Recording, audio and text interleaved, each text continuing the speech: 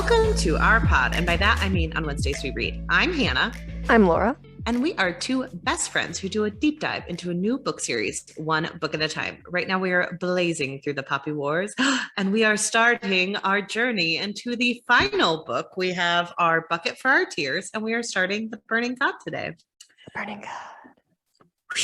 That's fire. Or water. Or water, because that's also because very important. That's a thing now.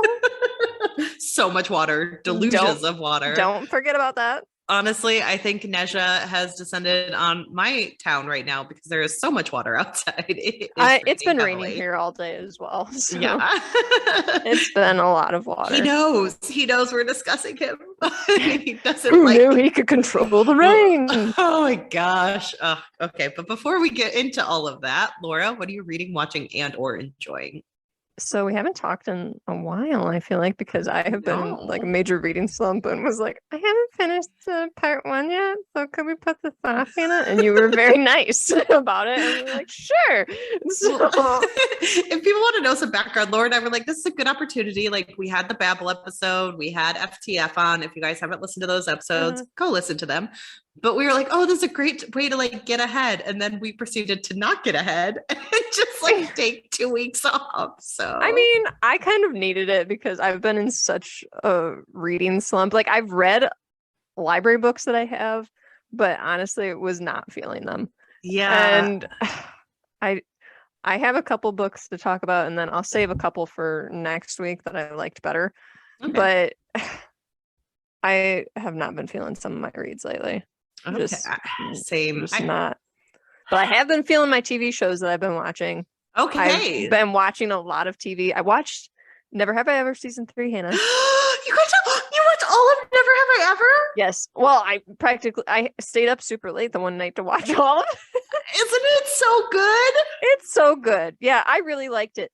I really liked what they did with some of the characters, and I was kind of sad about Anissa because I was like, she was brought in and I was kind of excited about that character in season 2. And then what they were doing with her for a while, I was like, oh, this is so cute. I love it. And then she kind of just fizzled out, and now she's not going to be just really part of their crew anymore. She's like, I got to get away from you nerds.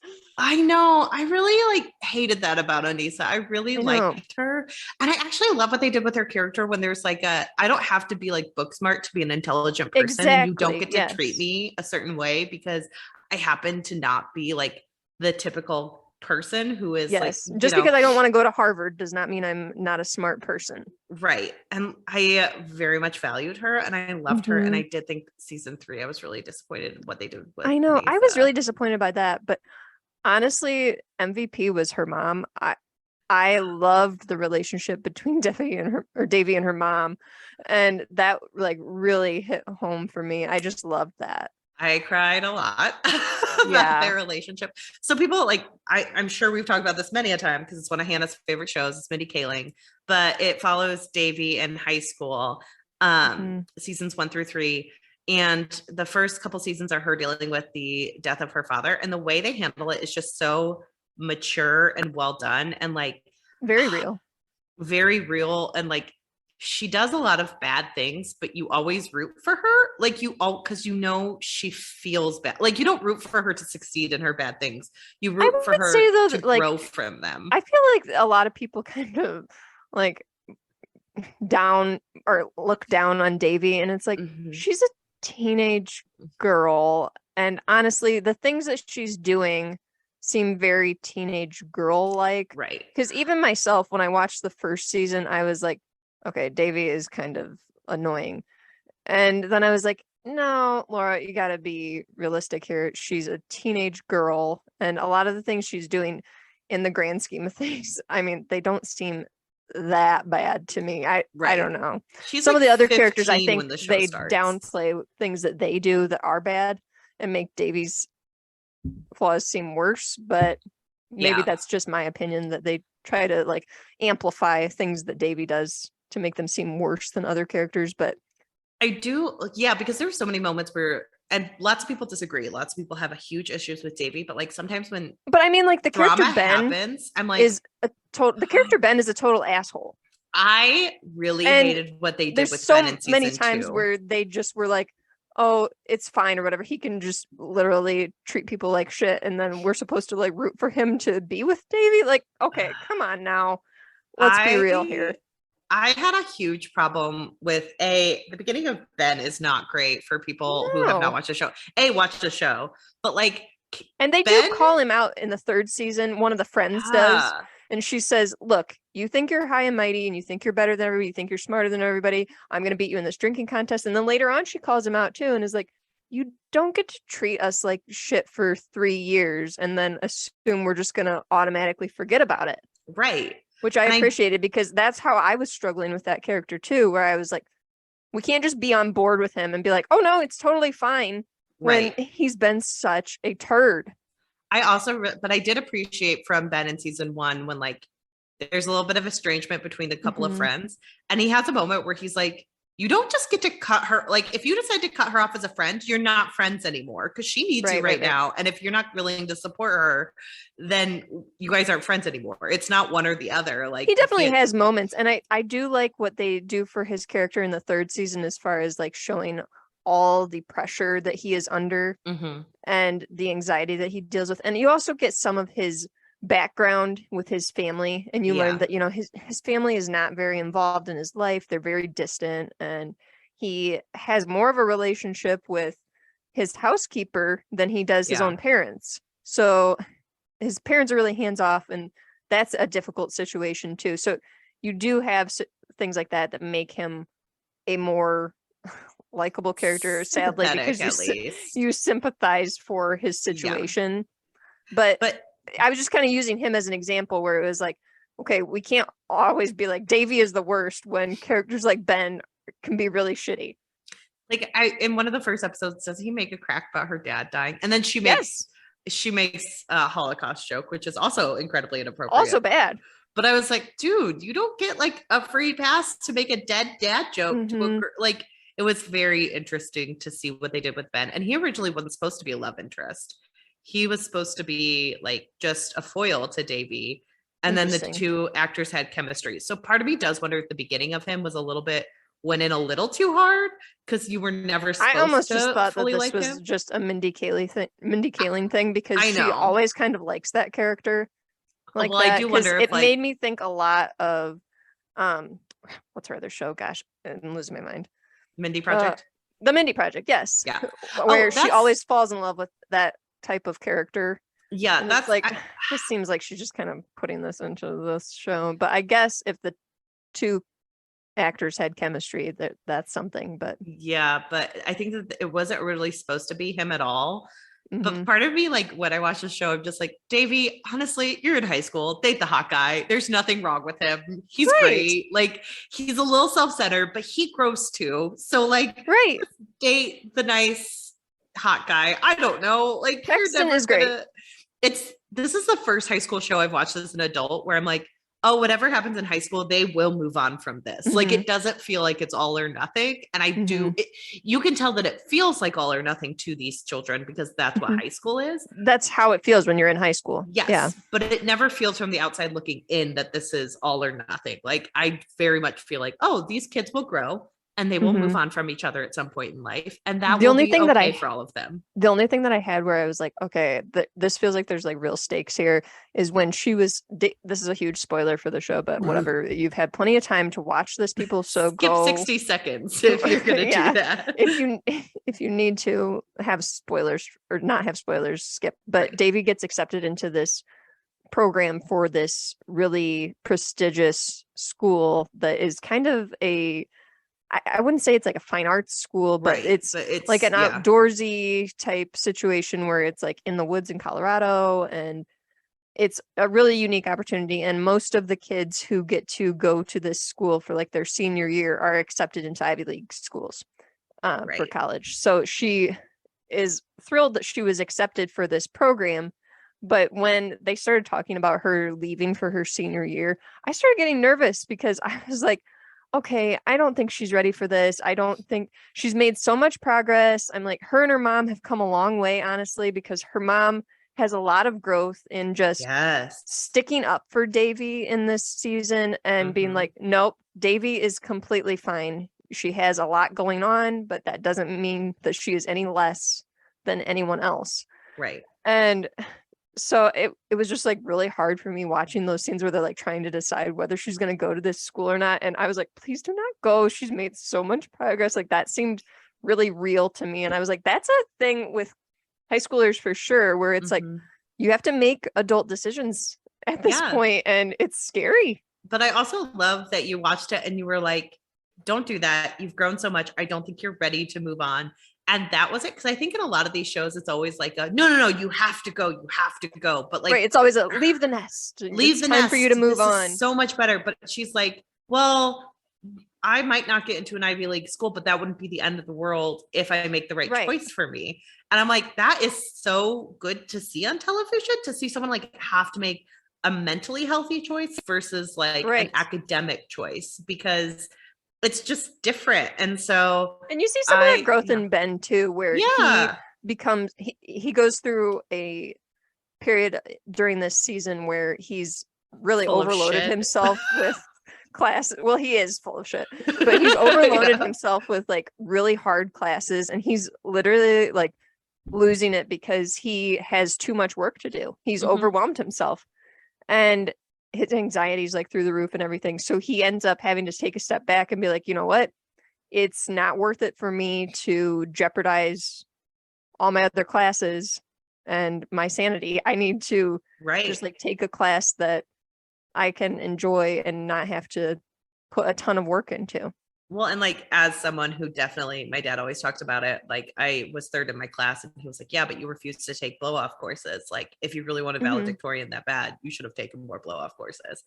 And even Davey on the show is like, dude, I've taken like a bunch of blow offs. Like, this is what high school is for. Sometimes you need an easy A and just accept it. And it doesn't make you less of a person. And I'm like, this is really healthy television for high schoolers. And I love it so much. Another thing that I loved about the show, this is mostly just Never Have I Ever episode, I guess. I'm just glad you watched it because I've been waiting for forever. But Trent and Eleanor are the best thing ever.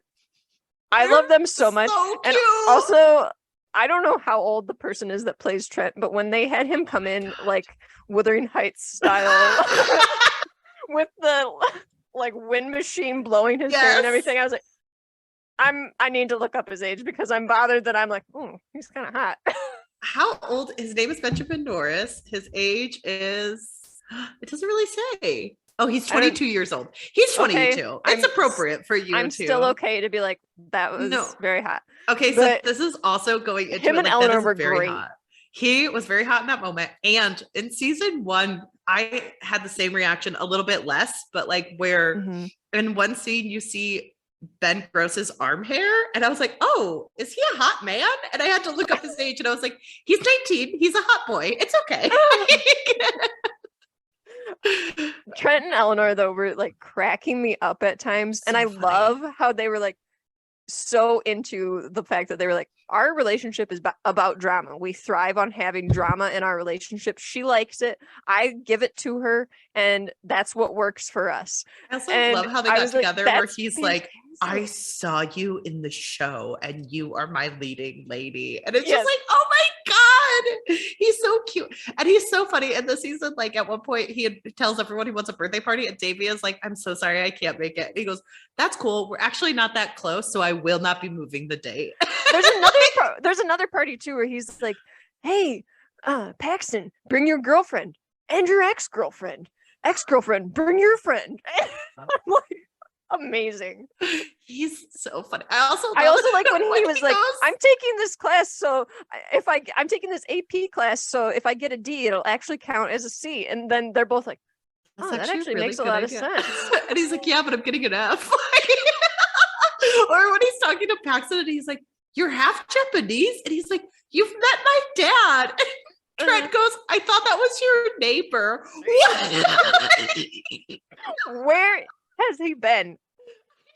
Oh, it's so funny though. Trent is amazing. He's amazing. His one-liners. And he is also in Superstore and plays a similar character. I mean, why wouldn't you? And I like him in that too, but it's a much smaller role because he's Sandra's son in that. Sandra's adoptive son.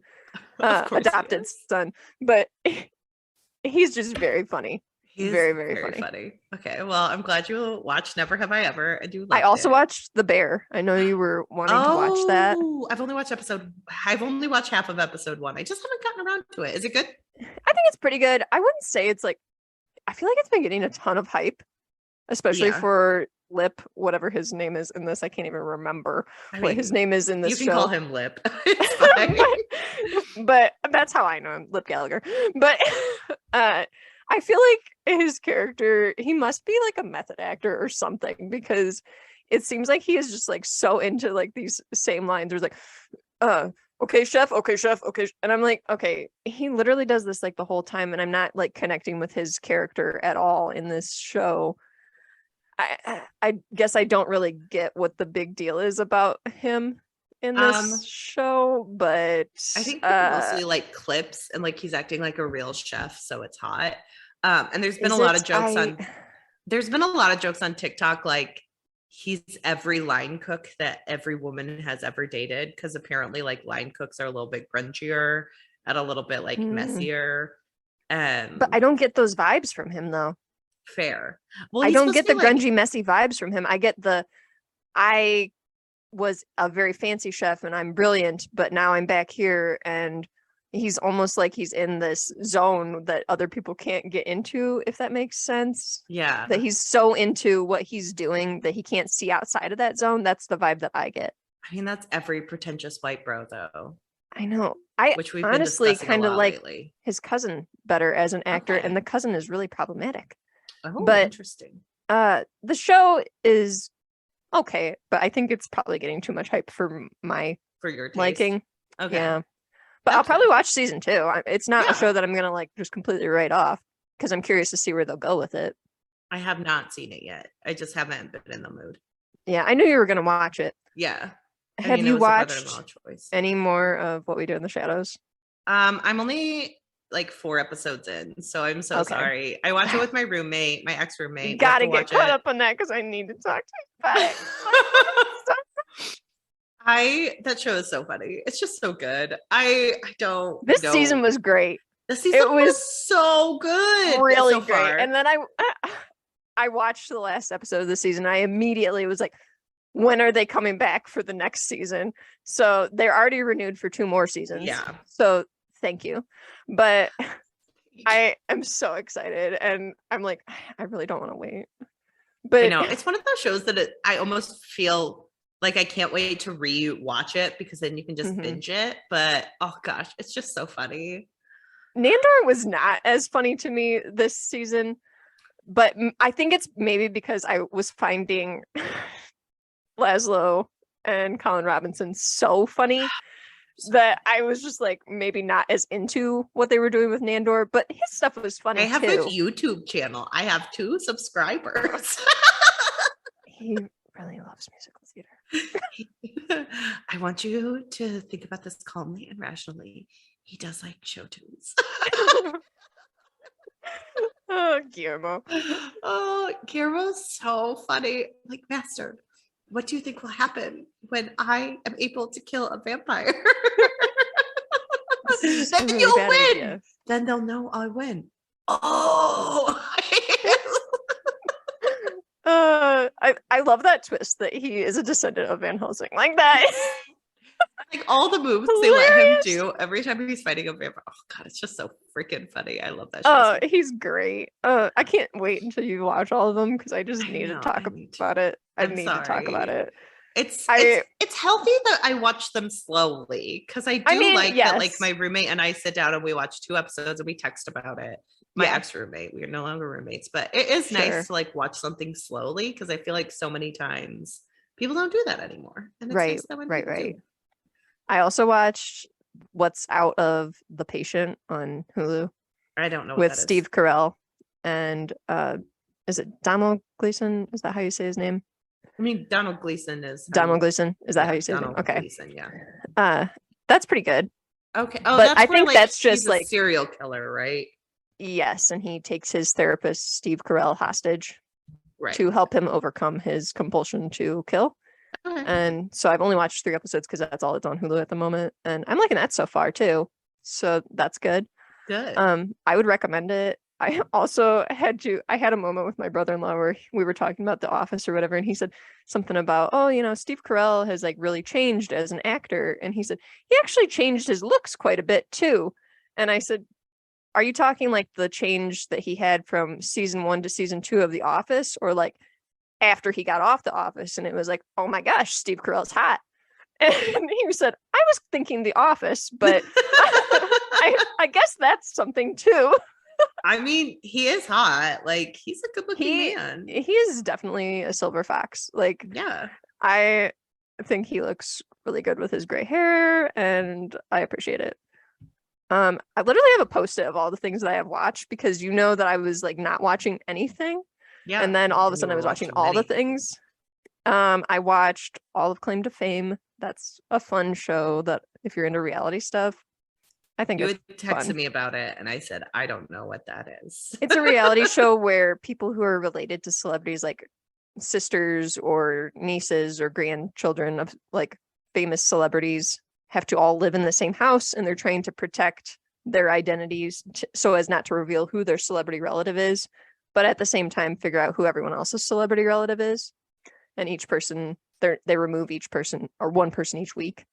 Right. And I really liked how it ended, because I felt like the person who won was smart and also a kind person who felt really bad about like lying to the other people and like deceiving other people, because she had moments where she was like, I hate to do this, but I have to lie about this because I'm trying to win this show. Right. And this is what you have to do. And she was hurting other people's feelings. Like she was, that's just well, that's the name of the game. Product of the game. Mm-hmm. But she felt really bad about it. And I was like, she was so smart and so good at the game. And then also I felt like she actually had emotions too, that it was like, I was definitely rooting for her. That's good. So there's that. I also watched season 2 of Only Murders in the Building. Oh, I haven't finished that yet. I won't reveal anything on that. I thought it was good, and I watched the first couple episodes, and it just wasn't as good as it originally. It wasn't as good as the first season, in my mind. And I felt like I didn't for the third season. I'm curious where they're gonna go with things, because I'm like, interesting take, but we'll see on that, I guess. And then I watched Black Widow. Oh, what did you think of Black Widow? It was okay. Yeah, it was not great, but I wouldn't say it was terrible. I didn't like it very much. Yeah, but that's just me. I think maybe just, I don't know what the comics were like for Black Widow's storyline, like her background. Do you know what I mean, Black Widow is more like, it's one of those characters that has a lot of iterations to it. Okay, because I wasn't sure, because I was like, is this actually necessary that it's almost like a trafficking type situation with these girls, or is this something that they literally just made this movie into? Because I was like, I kind of would have preferred if they would have went a different direction with this.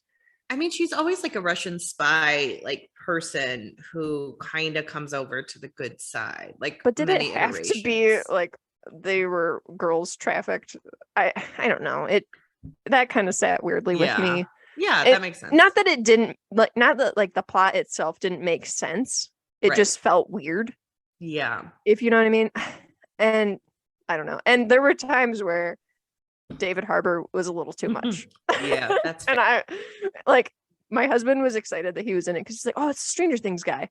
And he had 2 different shows where he has to be locked up in a Russian prison, and they literally had to like compare photos to make sure that they weren't too similar, so people wouldn't get confused. So that's pretty bad.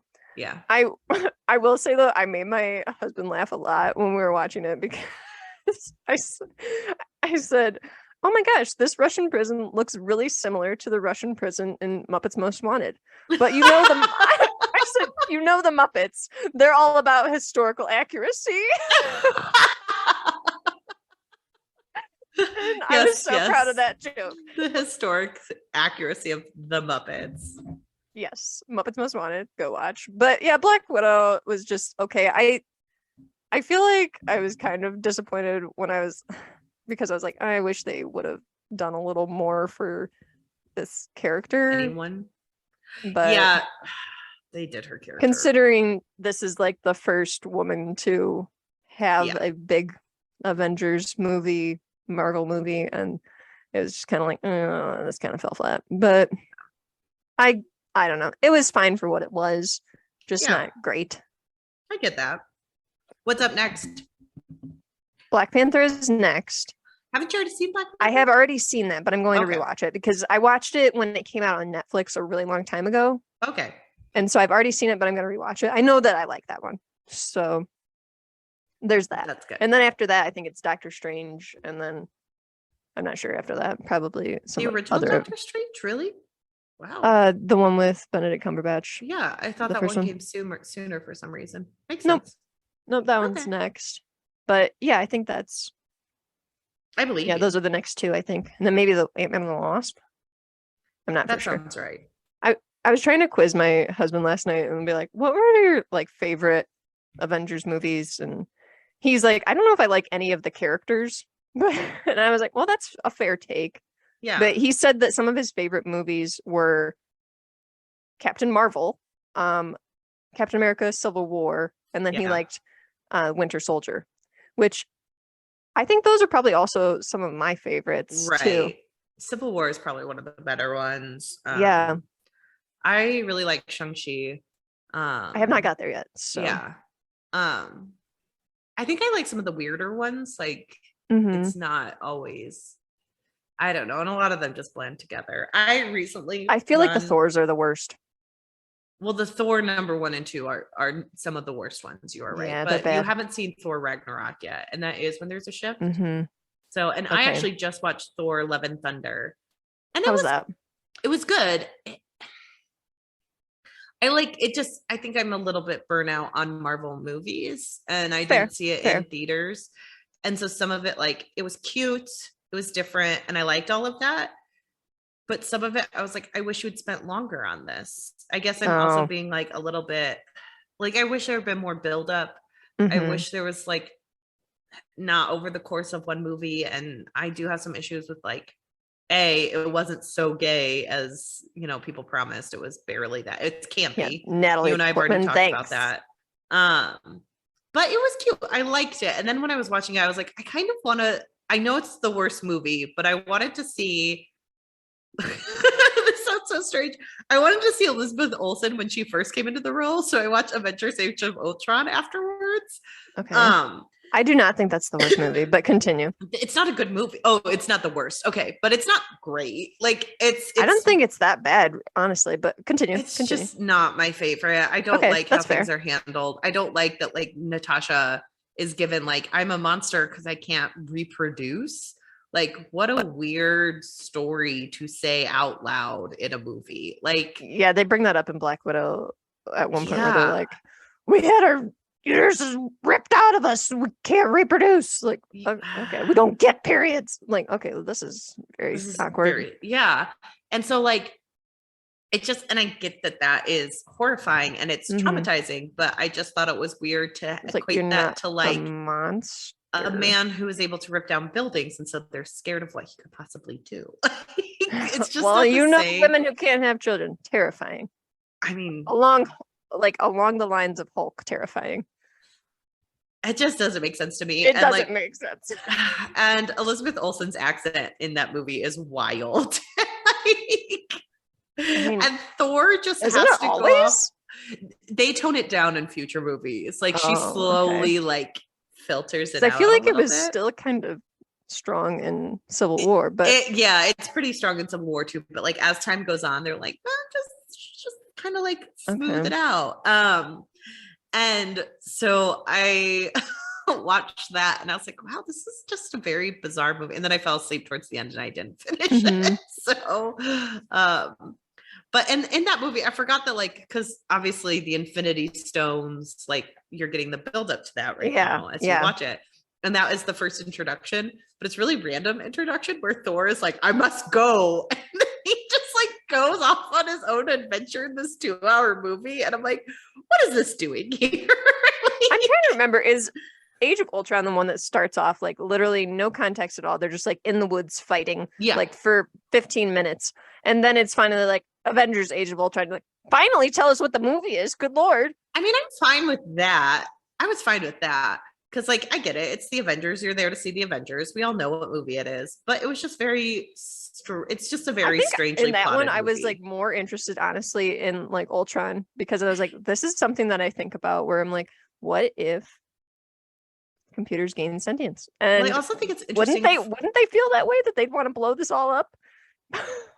It makes sense to me. I think it's interesting from like a Tony Stark perspective, because literally all Tony Stark's villains are created by Tony Stark. Well, I mean, and that's something that I've liked throughout the movies, from Ultron through Civil War, and it's kind of in Black Widow a little bit, I guess, because they're like, oh, well, we're not talking. But it's more of a situation where it's like the Avengers do more harm than good. Mm-hmm. Like, you guys are costing the world millions of lives, millions of dollars, trying to quote unquote save us, and you're not doing it. Well, and that goes back to the whole like, and it's interesting how they try to touch on that in Avengers Age of Ultron, because like Tony literally tries to buy a building before it's smashed. Right. But then it's still like, yes, but all the cars in there were things that belonged to other people. Like, people were harmed by the crashing of a building. Like, there is a reason not to have. Well, and I think is it Age of Ultron where somebody confronts Tony Stark about her son dying? Maybe. I can't remember. In a previous fight, or maybe that's another one. They all blend together. They do all blend together. But at some point, one of them confronts, it may have even been Captain America. I can't remember. Captain America or Tony Stark, one of them. A mother confronts one of them and is like, look, like, I think it's Tony Stark. Is like, look, my son died because of things that you guys did. You didn't directly kill them, but you didn't. My son is dead, and it was because of you guys. And you should take responsibility for that. Mm-hmm. And so he has to actually think about it, like, oh, maybe we are responsible for some of this stuff. Oops. Right. It's interesting. And I do think that, like, as time goes on, and it goes back to like stuff in the DC world where people are always like, Batman is not a hero. He could solve all the problems. Like, he's a billionaire. Just like, Tony Stark is a billionaire. Like, throw some money at it, Tony. And it's interesting where like all of Tony's villains are literally like the bearings of his own like way of like people from within his company. Like, yeah. Can you come up here, please? Sorry. Bald men that he works with. Bald men that he works with. Well, and it's just those are literally two of the villains. Bald men that he works with. And it's like, he was a war profiteer. And like, when the original Iron Man movies came out, there wasn't as much nuance in a lot of popular media about like what the different wars brought on by America were. Mm-hmm. And so I feel like they barely touched on the problematic portions of Tony. And then you watch them in the 2022 context and it's like, oh my gosh, this man is awful. And like, it's interesting to see where they're taking like superheroes now. But there is this thing of like, hey, superheroes kind of, and I like, they deal with this on the Amazon TV show, The Boys. Mm-hmm. Like, if you have superheroes coming in and messing things up, what exactly is going on and who's there to protect all these people? Right. Because people will die if you have everyone fighting against each other in this way. Exactly. So it's weird to watch Avengers Age of Ultron because like you're dealing with Tony's trauma, but his trauma is incredibly toxic because it's not like I want to invest in things and infrastructure to make sure that people are not harmed. It's like, I want to get involved and try to solve this with my fists. And it's like, no, you can't. And that's just very interesting, especially when you get into later like series and later discussions about people like Wanda, who you haven't gotten to yet. But when she has trauma, she's still trying to make sure no one else is traumatized by her trauma. She's just trying to solve it. And then she does later on get like, no, fuck this. I'm so sick of being told what to do by all these asshole men who do all these bad things and don't have to suffer for it. Because like, yes, Tony suffered, but he didn't have any ramifications where people are literally trying to like make accords about him. Like, and people being like, Wanda's too powerful, we must shut it down. And it's like, no one ever tells Tony he must be shut down. Like, the government barely tells him. And then he's like, here's your own machine. Now leave me with mine. And it's just like, that's not how it works.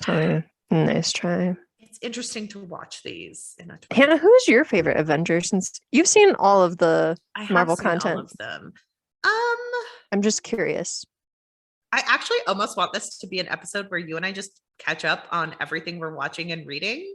And we like we can do that. Yeah. Do you want to just have a fun because episode where let's just do it. I have 4 books I can talk about. So you and I haven't talked in weeks. Let's just talk about all of this crap we want to talk about. Yeah. And we will cover the Poppy War next week. We have some episodes to burn before the end of the year. Yeah. And it will give us a little bit extra time to do our indie intermission, which you guys should be voting on right now because we're in current voting mode. But yeah, let's just have a fun episode where you and I like shoot the shit about what we're watching. Yeah. Okay. Sorry, Poppy War lovers. You're going to have to wait. You're going to have to wait. Laura and I are having fun catching up. Like we haven't talked about. Also, I just need to throw this out there that Pasha, come on Instagram more. Yeah. I know you wanted me to come on Twitter, but Twitter's become a mean place. And I need you to just come to Instagram because it's a happier place for me. It is a happier place for Laura. Trust me. She and I have had many a conversation this week about like Hannah being like, I think it's time for you to get off Twitter. My journey there may have been short-lived. I was retweeted by the Bechtel cast twice. So that may be just all I needed. So, but let's continue. Hannah, who is your favorite Avenger? I mean, like, it's hard not to pick Spider-Man because he's adorable and he's a child. I mean, Tom Holland is just adorable. So, well, like he does all his own stunts in real life because he really? Wow. Well, maybe not all of them, but he does a lot of them because he was originally a dancer. Interesting. So he knows how to do like backflips and stuff.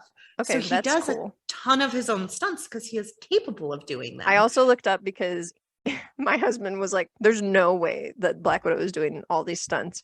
She does like 80% of them according to the internet, which is a lot, honestly. I will say my least favorite is Clint Barton. I mean, same. He's boring. He's boring. I don't think they make him interesting at all. I don't care that I love, like, family. How they tried. Yeah, I was going to say, I love how they try to make that like such a shocker. Like, oh my gosh, he has a family in a cabin in the woods. Like, what? They chop wood together? And honestly, such a normal guy. Jeremy Renner is kind of a shitty human being who has like gone on the record being like, I think sometimes it makes sense that women make less than men. Like, not exactly that, but he has like, not a fan of that. When they found out that like some of the women of the Marvel universe were getting paid less than men, he didn't have a ton of like, no, I support my fellow actresses. They should be making as much as the rest of us. He tried to like, especially Scarlett Johansson, who is in so many movies and getting so much screen time, and he's like not getting that much screen time. And I just don't find his character very interesting. Like, cool, he shoots arrows. I will say, like, the Hawkeye TV show, I like Kate Bishop. I think she's fun, but she's fun because she's what Hawkeye should be, which is like a normal person who's just trying her best. Sure. But because she has like real world boundaries to what she can do, she like messes up a lot. And I feel like Jeremy Renner never got that because he almost got the like Fast and Furious treatment of like, well, it can never be silly that he can only like shoot arrows. He has to be awesome at it. And it's like, does he? My thing is like, he doesn't add that much to the Avengers, honestly. There's so many more of them that can do cooler and better things that I'm like, is it really that important to have this archer when other people also are archers? Yeah. I don't know. So I'm trying to think about like, because I don't know if I have a favorite, because like Tony Stark is fine. I do love Robert Downey Jr. Because I think he's a person who has grown a lot. Sure. But I don't necessarily like Tony Stark. I really don't like Pepper. I find her have the worst chemistry of all of these characters that they like kind of pair up. That those like, characters have sex. I'm sorry, you can't tell me that. I would believe it more that Ultron James Spader is compatible with Tony Stark. Like that, they're more compatible than Pepper. Oh my gosh, they have zero chemistry. My only thing is I love watching Gwyneth Paltrow interviews because she has zero idea what's going on in the Marvel universe. Are you serious? She just like comes in and reads her lines, and then she's like, "Was that okay?" And they're like, "Sure, good job, Gwyneth. Here's $1 million." She's like, "Oh, you and I have never been in a movie together," and Tom Holland is like, "Yes, we have." We were in Captain America Civil War. She was like, I was wasn't in that movie. And they were like, yes, you were. And she was like, oh, I guess I was. And she's like gone on record being like, I have zero clue what these movies are or what I'm doing. I show up, I do what I'm told, and then the movie comes out. I don't know what you expect of me. And I don't like Gwyneth Paltrow, but I like that Gwyneth Paltrow has quotes like I feel like she is a bit of an overrated actress. Like, yes. I don't think that she's that good. No, I don't think she's good at all. But it is just funny knowing Gwyneth Paltrow doesn't know what movie she's in. That is funny, actually, that she's just like, I'm here. Okay, let me do my scene. Marvel Universe. I'm leaving. I'm gonna go to another terrible rom-com with Jack Black. Right. I don't find Captain America that I like his storylines the best. Mm-hmm. Like, I think Captain America has some of the best storylines. I think he gets the best movies by far. Yeah. And I do like Chris Evans. I like Chris Evans too. But I don't always love the hoity-toityness of Captain America, how he's just above it all. Where he's just looks down his nose at people and he's like, well, Tony, you can't be doing that. We need to follow the rules. Right. Shut up. Captain. And Bruce Banner is just sad boy. Yeah. He's not that interesting to me. Thor gets a little bit better, but he's not great. No. Poor Natasha Romanoff, she's trying to grip onto any kind of personality that she can, and they just don't give her one. They don't give her anything. No. She's very underutilized as an Avenger and as a character in what I've seen. So I just don't think they utilize her well. So that would default mean that Black Widow is your favorite? Because you've gone through most of them. Those are the original Avengers. Those are the original. You've gone through most of the Avengers. You know who I think I like the best? I think I like Vision the best.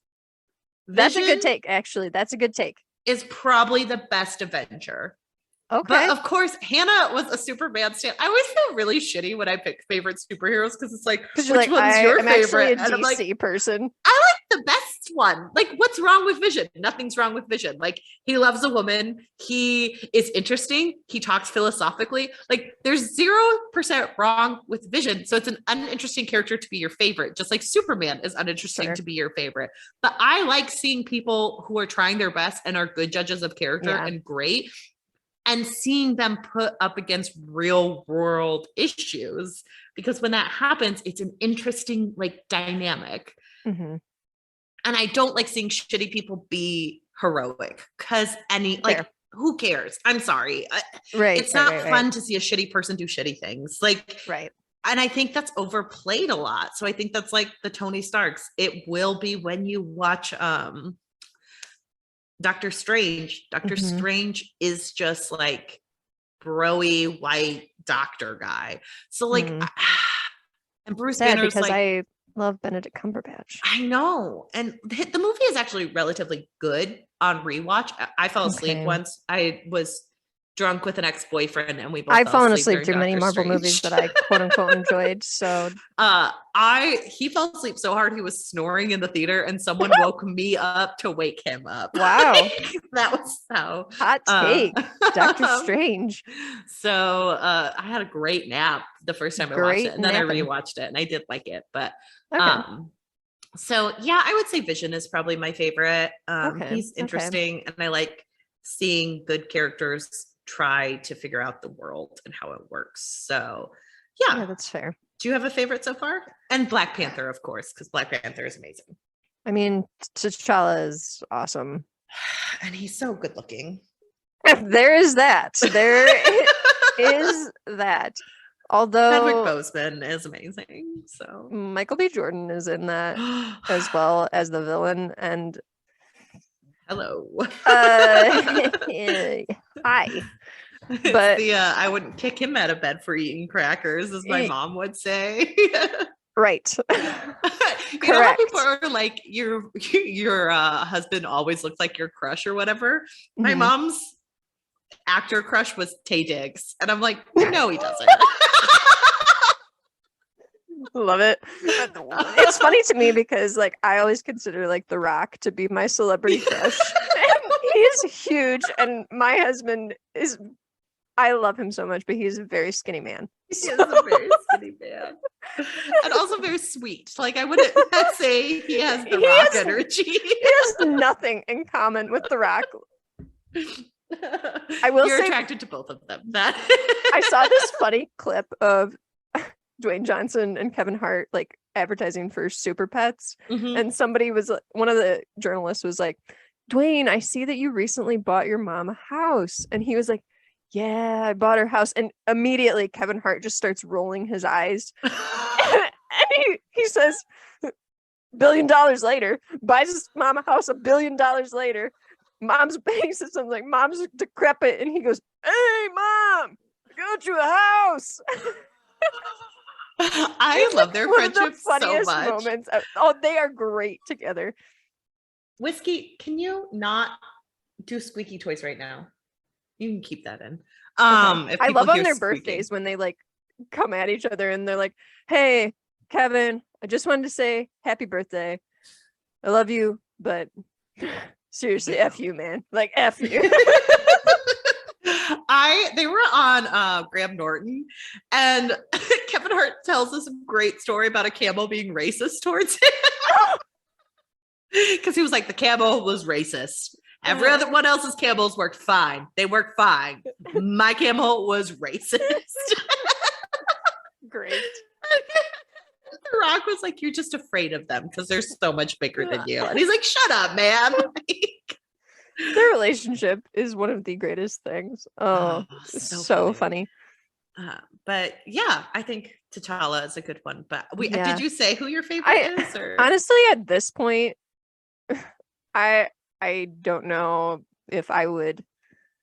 I dislike Tony Stark a lot. I really dislike that character, but I think it's because I just get such misogynistic and asshole vibes from him that I maybe put a little too much of like fair misogyny that I have experienced in real life into that character, and I'm just like, I hate this man. So I can't necessarily put all the blame on him. It's maybe me adding a little bit to this character. But I think as far as like characters I really liked Nick Fury, but he's been gone for so long though. And honestly, maybe like Captain America and Bucky. They're cute. I like them as characters so far. We haven't seen a lot of Captain Marvel anymore. Do not like Hulk, Thor, or Hawkeye. None of them. Black Widow is Wanda, okay. Because she also I like Wanda, but at this point, I haven't seen that much of her, and I'm just like, get her in there. Why is she over on the side? She's Use your most valuable player, you guys. I know. It's so interesting. They do make jokes about that in later movies where they're like, why didn't she show up sooner? They're like, we have a Hulk, and I'm like, you have a Wanda. What are you doing? But that's all you need. Like, right? She could take out everybody. But yeah, I guess at this point, Captain America and Bucky, because they're the most interesting, get the best storylines. That's okay. So you do know, do you know the updated Captain America storyline right now? I don't. Okay. I was like, do you know who Captain America is currently in 2022? Who he is currently in 2022? Yeah. Like, are you talking about actors? Like they recast it? Okay, never mind. We won't get into it, but I can't wait for you to get there. Okay. I'm curious if they recast it. That's interesting. It's not so much a recasting as the story continues on. Okay. So, but we won't get into that because I was going to bring up a news. When do we find out about that? Just in one of the TV series. It's the one of the TV series. Okay. Yeah, so you're a while away. Okay. But I'll be interested. Is it Falcon and the Winter Soldier that we find out? Okay. Yeah. I've been excited for that one too. So it was a good one. It unfortunately was supposed to come out before WandaVision, but with the pandemic, it came out second. And I do think it suffered because of that, because WandaVision was like really weird and unique. And Captain America and the Winter Soldier is a little bit more of a straightforward telling. So people wanted to read too much into it instead of just like enjoying it and knowing that like, hey, the themes are right there on the surface and they're good themes, but they're not going to be WandaVision, Fair. But my cousin is a huge Marvel fan, and he was telling me all about Falcon and the Winter Soldier. So I know some stuff about it because he was just so into it at the time when he was watching it. But he really liked that TV show, I know. Okay. So. I liked Falcon and the Winter Soldier. I would say like my least favorite of the TV series has been Hawkeye, obviously. Yeah. And then Moon Knight, I wasn't that into. Did you like Loki? Loki was probably my third. It's probably middle. Like I think it's fine, but I don't think it was the best. Okay. And it's a little bit, it suffers a little bit based on like how the timelines end up working out. Like it just is, it's kind of She-Hulk is number 2. She-Hulk is up there, actually. I really like She-Hulk, so I've been watching it so far. And I didn't know much about the She-Hulk comics, but I've been reading the She-Hulk comics, actually. Oh, you have? Yeah. Have you been liking them? I have been liking them. Oh, good. Because I know that they're a little bit lighter. This is not the origin story one. This is like a different one. So it's just like the Incredible She-Hulk. So I think I jumped in a little too late. I mean, I don't know which version it is. You can never jump in too late. You're just seeing a different comic strip. So I started watching She-Hulk, and it's always been a little bit more of a lighter comic book stuff. And she breaks the fourth wall in the comics. She talks to the artists in the comic books. And they do a really good job of like doing that on the television show. Like at one point they have Wong. He's in Doctor Strange, so you haven't really met him yet. Okay. But he like comes in one of the episodes, and then it breaks to her in a different scene, and she's like, "Oh, good, you're happy." Wong always does that to you guys, and it's like she's talking to the audience, and I think that that's just. And I, you know me, I'm a huge Tatiana stan, so watching her be like comedic is really funny, and it has an excellent writer. The courtroom scenes are funny. They're ridiculous, but they're not supposed to be super serious. And they're mostly in state court and in state court. Like I work in federal court, guys. It's just a different ball game. But state court is a little bit loosier, goosier.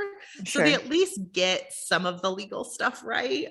I mean, this sounds similar to what I've been reading. So yeah, where you get like hilarious vibes from She-Hulk and also like a lot of self-deprecating humor. Yes. And I think that breaking the fourth wall is interesting because when you read graphic novels or comics, there are so many times when you're like seeing a bubble that's like, they don't say it out loud, but it's what they're thinking. Right. So that's interesting. So yeah, she definitely breaks the fourth wall. I like her character. I like what they're doing with it. And they even like make fun of all the Twitter bros out there who are toxic in one of the episodes. So they like rag on She-Hulk being like, I don't mind that we have female superheroes. I just wish she'd get her own name. We already have the Hulk. And it's like all these people reviewing it in real life. And it's very funny. Like I am enjoying it. I think it's a little bit lighter. There was a character at the last episode that's all over TikTok, and I've been saying her lines because she's supposed to be like a party girl who just gets like thrown into all of this because it's kind of like about real people interacting with superheroes and how ridiculous that could be. And so it's like this party girl, and they're like, "Could you say your name?" And she's like, "Madison with 2 N's and a Y, but it's not where you think." And, like, she just keeps popping up, and like she gets thrown in with Wong, and she keeps ruining The Sopranos for him, and it's the funniest thing ever. And like, I don't, and the way it's so meta, because like it knows people get mad about stupid stuff. So like there were so many people who watched that episode and they're like, "Oh my God, they ruined The Sopranos for me." And everyone's like, the show Sopranos been out for years. Yeah. Like there is a certain amount of time you get until it's like, no, you just get something ruined. That's like, I always like laugh whenever there's like jokes of people being like, "What? Dumbledore dies?" And it's like, these books have been out for freaking years. It's not a spoiler. And like, and sometimes you just have a spoiler. Like I was avoiding spoilers for Thor: Love and Thunder. And then I was just on TikTok and someone said something and it ruined a very big moment in Thor: Love and Thunder. And all I could think was like, darn it, I've been trying so hard to avoid it. But do you know who I didn't blame? I didn't blame the random person who popped up on my For You page and just said a random something. Like it wasn't her fault. The movie had been out in theaters. I was waiting for it to come out on Disney Plus. It's okay. Like, and I had done the same thing with like Spider-Man, where I knew certain things that would ruin the movie just because of TikTok. Yeah. But I made sure to avoid what the story plotting was, because sometimes a moment will get ruined, but you can still avoid spoilers and appreciate like, I know what's going to happen, but I don't know how it's going to happen. And I do think people have gotten bad at that. Like they don't understand to contextualize what kind of spoilers you've seen and how it kind of works with the under. I also think like, this is just me, like, you know how people are like, "Oh, you manifest being happy and like things will happen or whatever." Oh yeah. I feel like if you are actively like, "I can't find spoilers," you find them like no matter what. But if you're just like, "I'm not going to watch it for a while," like you don't get them. Exactly. Like I took so much time not watching Never Have I Ever. I saw no spoilers for it, like none. Nice. I also have not watched any of Stranger Things. I have come across no spoilers for season 4, so wow. I've you're done not on really TikTok, well. So, but I'm on Instagram, and a lot of people on Instagram have watched Stranger Things, so that's true. I've avoided a pretty good deal of spoilers, I think. But yeah, I like She-Hulk so far. I think it's one of the funnier, lighter ones. And I guess what I appreciate most about She-Hulk is it's telling a different story than a lot of the other Marvel projects. So it's not as straightforward as like the movies or like another way to give us one of the Marvel movies. It is a procedural episode by episode about like this woman trying to exist. Like, and that is interesting. And it kind of gives me like old 90s Marvel comic vibes. What I like about the comic is how she finds so much value in being She-Hulk that she like doesn't consider Jen Walters to be worthy of, like, she wants to always be She-Hulk all the time because people appreciate She-Hulk. People want to be with She-Hulk. Models want to sleep with She-Hulk. People want to hire She-Hulk. They don't want Jen Walters. And so she tries so hard not to be Jen Walters. Right. And I think that that's really interesting, actually, where it's like she doesn't want to be herself. And they are definitely doubling into that with the TV show. So you should get excited for that. Awesome. So, yeah, but we can also discuss, we both have been watching The Rings of Power as well. Do you want to dive into that? Because 3 episodes out, I really like it. I've watched the first 2. I also really like it. So a lot of people, and I've listened to reviews. Here's the thing. It's different, but good. Yes. And okay, so first of all, there are 2 different reviews that I want to talk about. There are the toxic reviews, and there are actual criticism of the show. Sure. Toxic reviews, I don't care about. I do not care about anyone who has a toxic review. And if your review is toxic, then I do not care about your review. Right. If you have valid criticism, I will listen to it. But there has and also valid criticisms do not include like this person doesn't look the way that they did in the movies, or this person doesn't look the way that I thought they would look. Them. Like that's not a valid criticism. If you're like, their hair is too 2022, fine, whatever. That happens. But like, also, it's also a dumb take. You can't expect someone to have the same haircut for 2,000 years, Hannah. We talked about this. No. I meant like if someone's like, that looks like he walked outside from the street into the shot. I don't mean like the 2,000 years change. No. Got it. I find it hilarious if you think someone's hair should not have changed over 2,000 years. Right. That's not the way hair works. My hair doesn't look the same as it did pre-pandemic. So I've changed my hair like 3 times since 2020. So there's that. Like it's just not valid. No, but if you're like, his hair looks too modern, fine, whatever. Okay, that's semi-valid, but I think not even that much of a criticism, honestly. No, not really that much of a criticism. But like, I understand that these are like very emotional stories. My one thing as someone who is not a huge Lord of the Rings fan, I've read the books, I've watched the movies, I've not seen the Hobbit movies. We said once we get like 100 reviews on iTunes, Hannah will watch all 3 of the Hobbit movies or whatever. A lot of people are slacking because we only got 10. Come on, people. We need like 90 to go. So like, I am not the biggest Lord of the Rings fan. Okay. So I understand people who have emotional ties and how hard it can be to watch something represented. Oh, for sure. An emotional tie.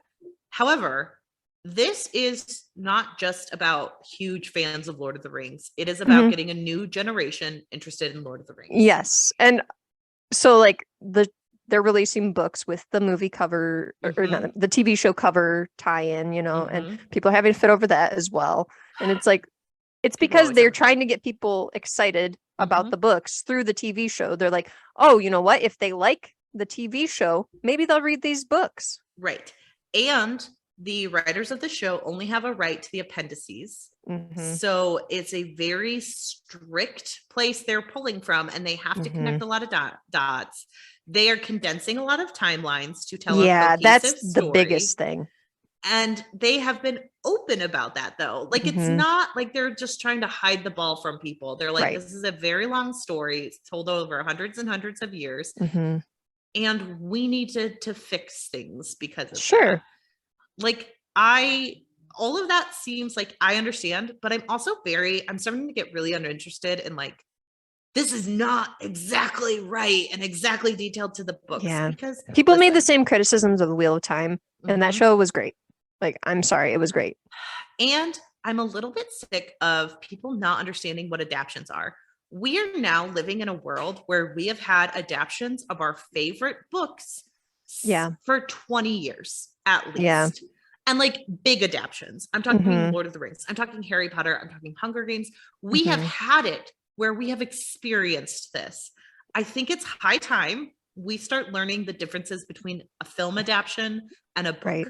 Because there is a difference. And if there isn't a difference, sometimes it is boring. Mhm. And this is like, sorry, I don't mean to get on a high horse, but you and I've discussed it so much. So No, go ahead. No, where like I read the Sandman and then I watched the TV show adaptation. And a lot of it is word for word. And that's awesome, but also a little boring. I had just read the graphic novel. I don't need to see it like rendered on screen. And I understand people who are huge Sandman fans being like, oh my God, I finally get to see it on screen. Okay, but then like change some things up. Like it's a very episodic graphic novel. You told it in episodes. It works well. But like either you're like, then this is meant for people who haven't read the graphic novels or super fans. That is fine, but like it's a different type of adaptation. And it's what I think people think they want. But they don't always necessarily want. Right. It's just really fascinating. And there's been a lot of turmoil over this. And I think there's maybe just too much of that. I need exactly what I read. And I think the point that you're kind of making is that it gets a little boring when it's just a exact replica of what we had in a book. Like, and also you have to adapt with the times, honestly. Like, let's use Wheel of Time as an example. Like, Robert Jordan died a long time ago. He had some bad takes. They fixed things in the show and made them not as bad. So, and I'm really tired of the take of like he would be rolling over in his grave. I don't think so. I don't think so. I think he's an old dead guy who was alive during a different time. So yes, I think he'd probably be like, "Good job, Harriet. Make some more millions." Right. Like, and if we look at the Robert Jordan of it all, he has said like, I wanted to create a feminist text. So guess what? He'd probably be on board for the changing in feminism if he was really writing a feminist text. That's all. And like, Tolkien, we don't know what he would care about because he was writing about a war. Died in the 70s. And like, so we don't know. If he were our age, or if he were the age where he was writing the books with this show coming out, you don't know how he would react. Right. So like it's asking for authority from a dead guy that can't give you the authority. And I don't get it. Yeah, it's odd, honestly, the takes that people have about these shows. I will say I've found it hilarious that people think that Neil Gaiman is the person behind Rings of Power. And the way that Neil Gaiman has ran with this and been like, look, I will continue to produce Rings of Power content. I love Neil Gaiman. I love him so much. I have not seen The Sandman. I have not seen House of the Dragon. I have seen Rings of Power, and I'm getting honestly really sick of people comparing all three of them. Okay, they're very different shows. Exactly. They're very different shows. And here's my thing.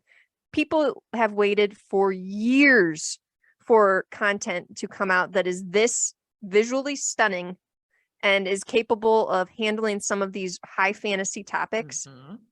Quit complaining about the really good stuff that you're getting. Honestly, you're getting really good things. Quit comparing them to each other and trying to put down other shows just because you don't like this or that. And it's like, come on, this feels icky that you're not excited and trying to amplify more of this. Well, okay, get more of this content. And also it just feels really weird because the Rings of Power is trying to establish a different world than the ones we saw in Lord of the Rings. It is very different because it has people in play that were like, it has the Hoffoots in play and they are from the appendices. They are not the hobbits. And they have been very specific about that. So like they have to build a new world. So when I was watching the first episode, all I could think was, this is a classic pilot episode. Pilot episodes are always messy. They're fast. They introduce too many characters and they ask you to buy in when you do not have any emotional pull into it. That's a pilot episode. I used to watch pilot episodes as a hobby. I would watch the pilot episode of shows I never watched because they are a different art form. And it's interesting to watch because they are messy, and it's interesting to see how people can do it well. An excellent pilot is when they can drop you into the world and you feel it seamlessly. I have not watched the new Game of Thrones. I'm not sure I want to. It is a different show. You're right. It is a grimdark show versus a high fantasy show. So it's going to be darker. It's going to be a little bit more drop you into the world. It's also not that long ago from the Game of Thrones of it all. Right. It's about 200 years. So you're still dealing with similar themes, similar people, some people who are direct pulls from the same families. Right. You have a little bit more of an emotional attachment to it than you would other things. Especially if like Galadriel was not a character in any of these books. We don't have not really, if you looked at her character, I mean, she was not pretty really straightforward. So you're not going to have the emotional attachment you do to her as you do with other people. Like, it's just normal. Right. So it feels a little bit messier. And like, you and I have both been like, on the Game of Thrones stuff. I will only say this, like, I think people who are like, Game of Thrones is obviously better. No, it's not. That's a taste thing. It's not obvious. I was gonna say, you and I make comments a lot on different shows or books or whatever, and we're like, this is not a good show. Yeah. But other people might think it's great. Right. It's just our taste, our opinions on things. This is not, you cannot really put into a box like, oh, this is what this is. Before anyone is like, well, you guys can't compare. We're not trying to compare them. I'll say, I don't know if I technically want to watch the Game of Thrones show because I don't think they've made enough updates to the old source material, to all of the criticisms they had, where people were like, hey, I don't like the violence and rape against women. Yeah. And then in the first episode, I hear about a horrifying birth scene. Ooh. And like, the reason people have criticisms about watching women be raped is that it is a problem that women suffer. And so watching it is painful for a large swath of people. Yeah. Watching a horrific birth scene is also traumatizing for a large swath of people. Yes. I know people who have had horrifying birth experiences. I find it a little disgusting. And disgusting is probably too big of a word, but I do find it a bothersome. Bothersome. Thank you. Yeah. That they're like, don't worry, we fixed the rape. Here, watch this horrifying birth scene. And it's like, I don't think you understand the actual criticism here. I think you're just trying to fix problem without actually thinking it through. And that is bothersome to me. And I'm like, I heard someone say, and this is not a criticism of the person who said it, but I heard someone say something along the lines of like, yeah, but that's a scene that's going to stick with you and people are going to talk about it. And I'm like, that's not always a good thing. Right. No, I don't want to talk about a scene just because it was provocative. Like, there are different ways to be provocative. You can show women being, I'm not saying you can't show women being harmed, but this is a fantasy world you're building. And you can show women being harmed in battle. Right. You can show women being harmed. Let's do it in a different way. Like showing a horrific birth scene is still sexual in nature. So why is it always women's horror stuff is happening in a sexual nature? It's very bizarre and I don't like it. I agree with that. That's my big rant on like why the Game of Thrones stuff kind of turned me off. And I'm not saying that makes sense. I'm not saying you're a bad person if you like the show. I'm not saying that it's not better than Rings of Power. That's your opinion. I am saying like people have, we haven't watched it, so we can't comment on that. But right. I think the point we're trying to get at is like they're different shows. Quit comparing them. Yes. And one is not better or worse, and you are not better or worse for preferring one over right, the other. Right. Or deciding to watch one and not the other. This is great content. And I like the Middle Earth stuff because it is a little bit lighter. And I'm a little bit like burnt out on watching horrifying scenes for people. And so it's kind of nice to just like watch Galadriel swim against a sea monster. Like there's something fun and stunning about that where I can escape. Honestly, visually, it is a beautiful show. It is a really beautiful show. I will say the third episode, it does get a little bit darker, but I think it's still within the fantasy realm that it's not like so horrific. Horrifying. Yeah. I mean, it's bad, but it's not like it's going to be I don't think it'll be off-putting where you're like, I can't watch this show anymore. Right. But I don't know. I think I am getting a little sick of seeing stuff online where people are like, which do you like better? Rings of Power, Sandman, or House of the Dragon? And why? And then everybody really like going to town, like really putting down two of those shows and amplifying one. We won't say who because it's implied. But I have been engaging with a lot of like people that are like, hey, what do you think of Rings of Power? If you just want to know, like I have criticisms of the show too. Like I think that I have some problems with the condensed timeline, like that it feels very rushed and it's difficult, but like you have to understand, they're taking liberties with this. They have so much that they have to do and it's tricky. I also think with the condensed timeline, something they are a little bit rough about is the pacing of the episodes are a little wild. Like in the first episode, there's a huge amount of just like plot dumping that Galadriel does in the background where she's like, well, this happened and then this happened. She just keeps saying things and you're like, whoa, wait. And they do that in the movies, but I'm like, well, this is a TV show. You have the time. So why didn't you take the time? Like, why was it necessary? I think it's one of those things like Amazon shows, they don't know if they're going to get second seasons. So they try really hard to put it all in there. Season. Oh, they did. Okay. Already renewed, I think, for 2 more seasons. Okay. So, like, well, then that doesn't make sense to me. 3 seasons. Calm it down a little bit. Right. It felt a little wild when I was watching it. I think I was going to just say that maybe that's an Amazon show thing because I watched a couple episodes of A League of Their Own and I got the same vibes from that where I'm like, I feel like they packed a lot into the first episode. And then the second episode, I was like, this is very slow compared to the first one. Something I do really like about the Lord of the Rings one, though, is that there are certain moments that are understated that I think sometimes we've gotten used to TV that almost puts a hat on a hat. Like there's a moment where Galadriel is talking to, what's his name? The man who has a different hairstyle. Elrond. Or Elrond? You mean? Elrond. Yeah. And they're talking about the war and she's like, you don't know what I suffered. And he says, lots of people not seen suffered. What I've seen. And she goes, but you have not seen what I've seen. And I think a lot of people would be like, oh God, that's such clunky dialogue, where I saw it as like, oh, this is something you could write an article about. This is a theme that lots of people can read lots of different ways about war and about suffering. And as 2 people who have just done a deep dive into the Poppy War, that could be a moment in the Poppy War that is very beautiful. Right. And I like we haven't seen everything that Galadriel has seen, but we get to read into that moment on like a very deep and visceral level. And I also liked in the story, there is a romance between an elf and a human. And I like that we're kind of just dropped into them and we don't need to see a weird buildup of like, you just get to see 2 people. Where they like glance at each other across the way and like oh. It's so like, they've never said it out loud, but they both are aware that that's how they feel. And there's so much going into this that's keeping them apart. And I like that. Like, I think it's very interesting because this is something like, and this is something Tolkien did where he kind of did talk in broad swaths and then you could read into it.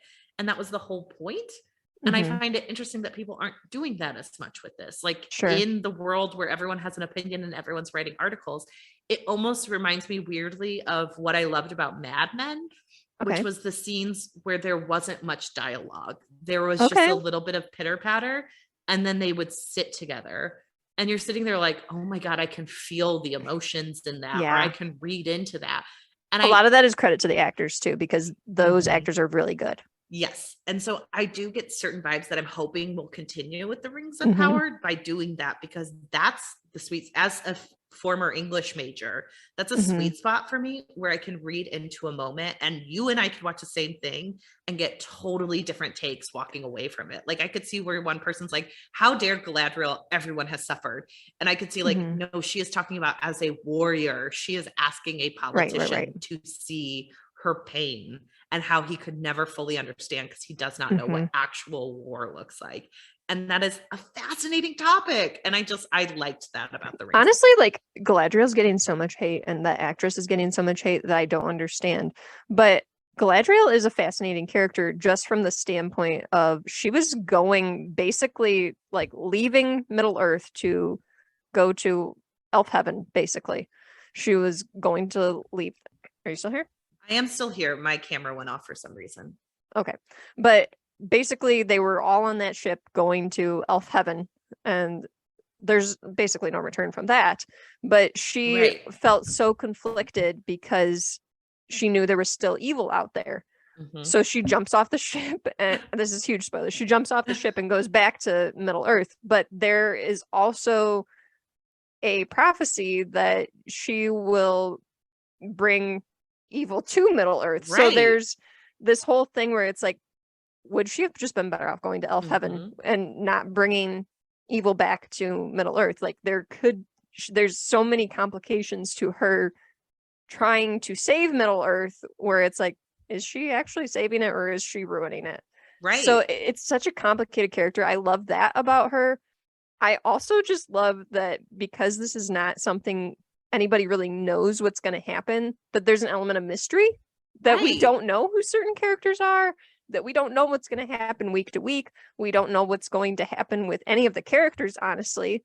And I like that in a show where I'm like, I don't know what's going to happen, but I want to know, and I want to research, and I want to find out, like, oh, what's the difference between these two things? And I think that's fun. I know. And so I do think that this has been like a unique show to watch. And I like it. I like it as an adaptation. I understand that like Laura is the true fan. So I do understand when she's like, the condensed timeline does bother me. Like that is something to talk about. And there was a moment in episode 3 where I was like, okay, this is awkward, where it was like this weird slow-mo where I was like, too much of this. But besides that, I really enjoyed the show. Well, and like honestly, the writers of it are relatively green. Like it's not like they brought in the best writers ever, and like they're kind of taking some chances that are interesting for a show that like they spent billions on. Right. It's interesting. So yeah, we've both been watching that and discussing it behind the scenes about some of our frustrations with toxic fandom. Yeah. Because there is. I will say though, like the reaction to this, I want to compare it to the reaction to Heartstopper. Okay. The TV show, and how different it was. Heartstopper has a very big fandom. Lord of the Rings obviously has a huge fandom. Both of these fandoms were calling for a TV show to be created. Okay. Lord of the Rings fans waited a really long time. Heartstopper fans did not wait that long because that content hasn't been out that long. But they were given this show, and Heartstopper fans were thrilled with this show. The show did take some liberties, change some things, but the way that the fans reacted to Heartstopper, the TV show, they did nothing but just be like, thank you for this show. I watched it so many times. I told all my friends about it. And they're so excited and amplifying the actors. And I just think that that's like more of a gracious way to handle a TV show that is well done than people are reacting to this Lord of the Rings show. And I'm like, this is a well done show. You're just not seeing it for what it is, I think. Yeah. And I think there's just an interesting thing where I guess I'm just frustrated. I also had like a weird moment today where literally I was at a coffee shop. I was having a great time. I was making notes for the plot episode that we are no longer recording. I am so sorry, Hannah. No. It's fine because I hadn't gotten all the way to chapter 10. So this will still give me more time. But I was just sitting there. I was having a great day. I've been reading my book. I had gotten back into reading my book, and I didn't have headphones in. I usually do at coffee shops, but I was just enjoying the moment. And literally a man walked over and he just started a conversation with me unprompted. And I was being nice because I'm a nice person, but he was like, oh, like, this is such an interesting like coffee shop. And I'm like, yeah, it is. And he was like, you could even put like a glass floor here and like turn it into a dance club for only women. And I'm like, this is a weird conversation. What? I don't understand what's going on. And he's like, and then for some reason he just said something because I was like, okay, if you only want like a dance club for women to like make them feel safe, is that what he's going for? And I was like, yeah, like women can come and dance. And he's like, yeah, it's just like, I used to be a bartender back in the 80s before women were prima donna bitches. Okay. Guys, TMI. No part of me back off had any look on me that said, I am willing to have a conversation about women being bitches. I wasn't interested in it. Didn't ask for it. Certainly didn't want it. And so when people are like, that's not what the criticism about Rings of Power, this is what I'm getting to. Like, if something is sexist, guess what? Sexism still exists. because that was a man who felt comfortable coming to a strange woman who was not doing anything, minding her business, taking notes from a book. Like, I was obviously busy. And honestly, and he interrupted you to tell you that. Yeah. And honestly, after that, I was like, I want to leave. He's sitting across from me. We just had this awkward conversation. And like, I kind of shut the conversation down. I did not respond because that does not warrant a response. I just stopped having any indication. And then he said, I guess men should make some changes too. And I said, I guess. And then he sat down. And so I think I'm a little sick of like there's nothing sexist about. I think I'm a little sick of people being like, I guess. Men, and when I say people, I mean men. I think I'm a little sick of men being like, I guess men should make some changes too. Or I guess there's still sexism in the world. There is sexism in the world. There is racism in the world. Yeah. And like, these shows are trying to do a modicum of change. And are they doing enough? Probably not on my terms. But like, at least they're trying to do something. Like I heard someone say, like, I wish they kept Cate Blanchett. If elves are supposed to be eternal, why not just have an older looking woman? And I was like, that's actually a fair criticism. Yeah. But like, that is about ageism in Hollywood and how like she is beautiful and shouldn't have to like have something taken away from her because she's supposed to be younger as an elf. But like, that's an interesting take that I'm interested in hearing. I'm not so interested in like, well, Galadriel wasn't a warrior. You're not, or like dwarves weren't black. Dwarves don't exist. Dwarves do not exist. Or like, it's fine. Prince Durin can be married to a black woman. Even the Game of Thrones thing, when someone was like, well, they're trying to show childbirth back in that age. And I'm like, what age? What age? It didn't exist. It doesn't exist. You don't need to show it. You made it up. Gosh. This is not real. This is just like real. I'm pretty sure this was like something I saw like on like an article on my email that it pops up when you first log in or whatever, but it said something like Whoopi Goldberg tells off racist TV viewers or whatever, and she was going off about people complaining about black characters being on Rings of Power and House of the Dragon, and she said something like, y'all are really gonna have a problem when you see the Black Little Mermaid. And guess what? People had a problem. The YouTube comments on that teaser trailer pissed me off. Oh my gosh. But the thing was, like, mermaids aren't real. There was any color. The funniest TikTok I recently saw where someone was like, we should make Magneto black in the next adaptation. And someone in the comments goes, he is a canonically Jewish character. You can't do that. And the guy who had like made the video stitched it. And he goes, I hate to tell you, bro, but they come in those colors too. And everyone was dying. And everyone's like, they come in those colors too. Like, black people are probably like, Judaism came from the Middle East. Guess what, guys? Oh, Lord. I hate when you find out about Jesus, but he wasn't some white guy. He's not a white guy. It's just so I get it. Like, I don't know. I watched the Sandman. I watched a huge portion of the Sandman. It's good, but it's not the same as Rings of Power or Game of Thrones. It's just not. They're different shows. Quit comparing them. I'm not talking about Call the Midwife and being like, Call the Midwife is just not quite as good as Rings of Power. They're just really different shows. And I'm like, so the biggest thing I have with Sandman, I gave Laura my graphic novel because I bought it from Barnes & Noble during one of the sales, and I read it like in a day. It was good. Wow. It's interesting. I like it. Like a 24-hour period. It was technically over the course of 2 days. But I really like it. But it is interesting watching the adaptation, and I think I can't wait for you. I almost said like I said if you would, I would be interested if you did them in reverse, like you watched the adaptation and then read which I still could. You still could, but it is your choice. But like in this series, like you have this entity called Dream, and he has siblings like Death, Despair, Desire. Like he has siblings, and they're like eternal beings. And it's all about like he gets captured in the first couple of pages. This isn't a huge spoiler. And then like it's about his life and like him getting out and him trying to like hunt down things he lost. And it's all very interesting, but like Dream is not the most fascinating character. He's a pretty straightforward entity being who's above it all and like trying to get his stuff. it's a little weird to watch an entire TV show about that guy. Yeah. Because he's not very emotive. He doesn't have a ton of desires. Okay. And like I get it, because like I think Neil Gaiman did a wonderful job, but like it's a little bit more interesting in a graphic novel to see that, because when you're watching it, you do have that disconnect of like, I feel like really I get exactly what you're saying, where you're like, oh yeah, this character is a little blander than I thought.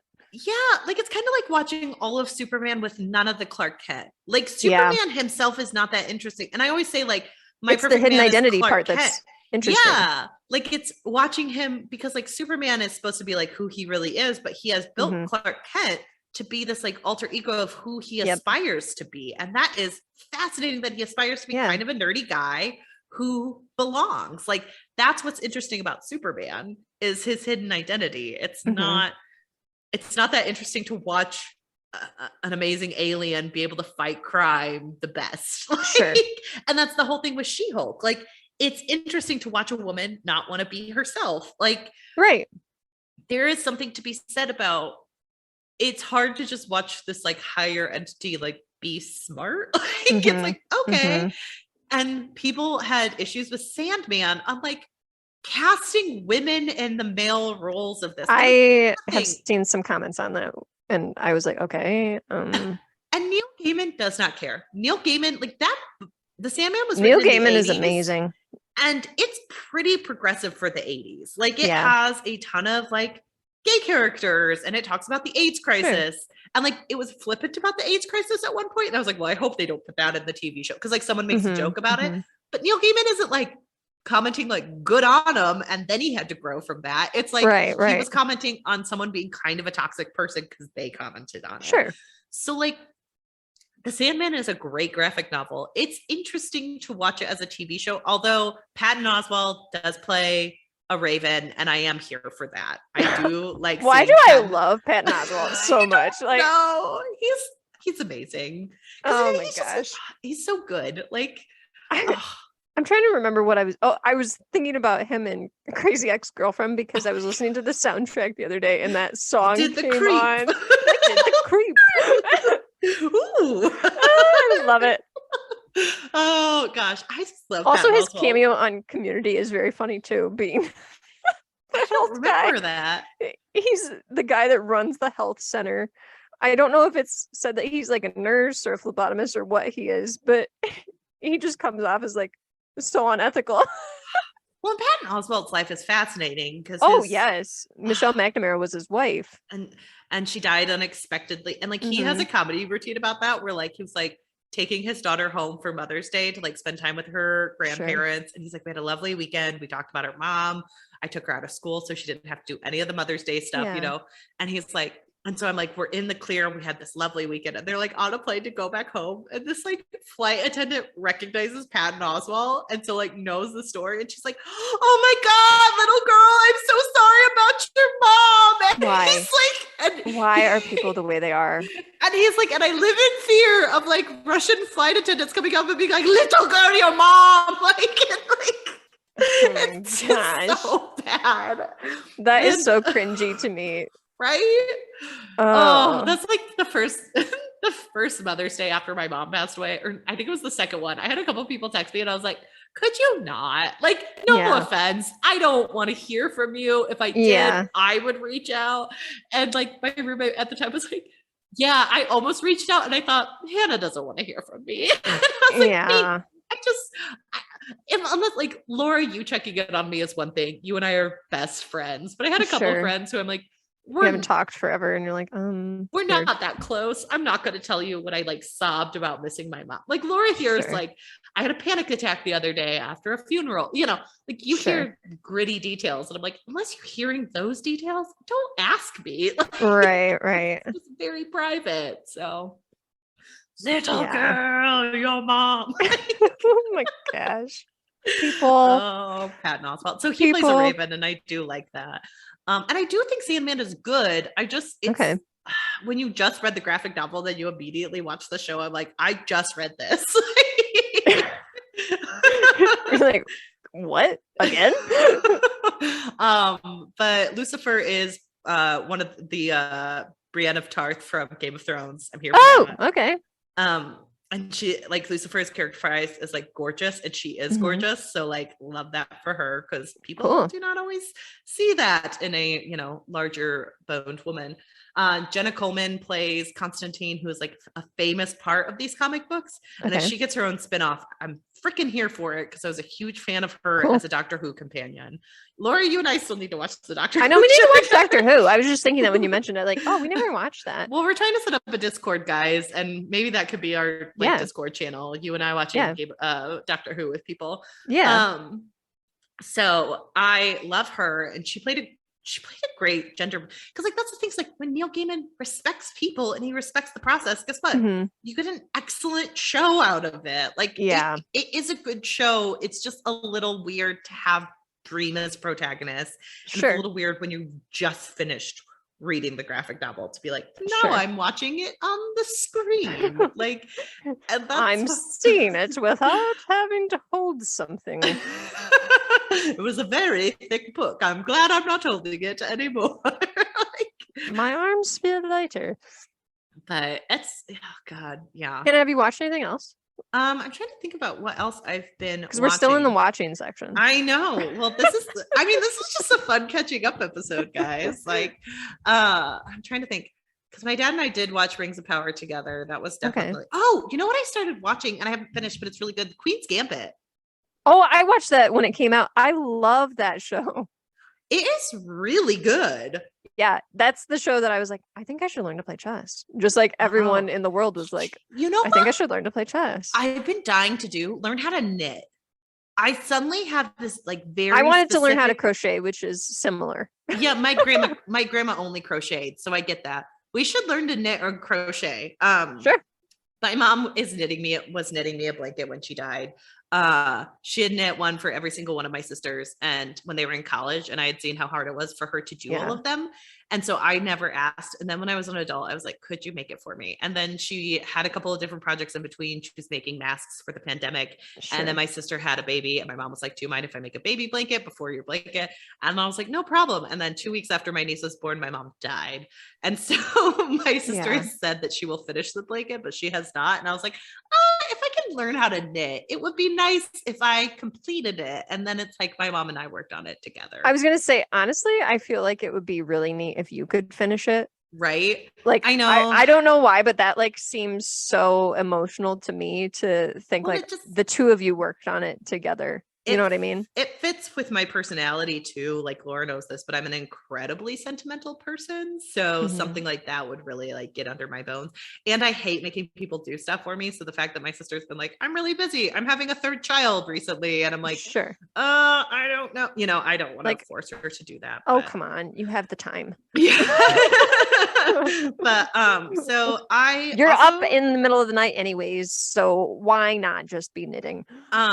I had COVID about 2 weeks ago, and I asked people what their sick show was, because for a couple days I was fevered. And someone said that two of their sick shows were Penelope, the movie with Christina Ricci where she has a pig interesting nose. I love that movie, but interesting. Freaking love that movie. And like at the time I'd been falling asleep to it, because like, you know, I have falling asleep movies, and I was like, I own it on Amazon Prime. Like I bought it because for a while it wasn't streaming. I think I actually have that one on DVD at home. It's so freaking good. When I say at home, I mean at my parents. Oh, of course. I love Penelope. If you've not seen Penelope and you want a feel-good show that's just vibes only, watch it's Penelope. Really good, actually. And then I really like it. Speaking of Neil Gaiman, they also said Stardust, which is also one of my favorite movies. Interesting. I love Stardust. It's such a good I have not seen that. Oh my God. It's on HBO. You have logins for it. You should watch it. It's so freaking fun. Like, oh God, Robert De Niro like dresses in drag. It's silly. It's great. Like I just love it so much. But so this person had been like, oh, I watch Penelope and I watch Stardust. And I was like, those are two of my favorite all-time favorite movies. Yeah. I have similar taste.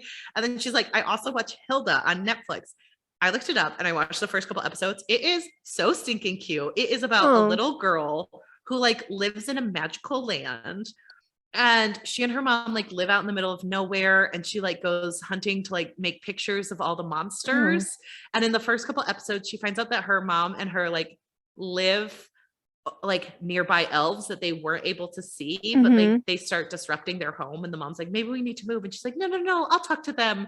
And then like it's a whole discussion of like kind of almost gentrification. And, like, interesting. Not really, but it's still light, where it's like they're like, well, she's like, but I can't see your home, so like I never ruin your homes, we walk right through them through magic. And they're like, but it still stinks seeing someone walk through your home every day. Yeah. And it's still disruptive to us to like have to deal with that trauma. It doesn't feel good. And like then this giant comes and she's interacting with the giant. She kind of like learns from it, and it's just so cute and heartfelt. And so now, and then the mom and her have to move into the city, and it's all about how she was like in this magical world, and now she's in this place that she does not like, and like having the difference change. And I'm like, this is so freaking feel good, and I am obsessed. Honestly, that's really creative. That like the whole premise of that show sounds really creative, right? And so I watched the first 2.5 episodes, and I am kind of obsessed with it now. I haven't watched further, but like I can understand why that's a good sick show, because just watching an adorable little girl like grow. Right. I also started watching the Partner Track on Netflix. What is that? It's based on a book. It is a romantic dramedy. It's about Ingrid Yun, and she is at like a big law firm in New York City, and she's a mergers and acquisitions attorney.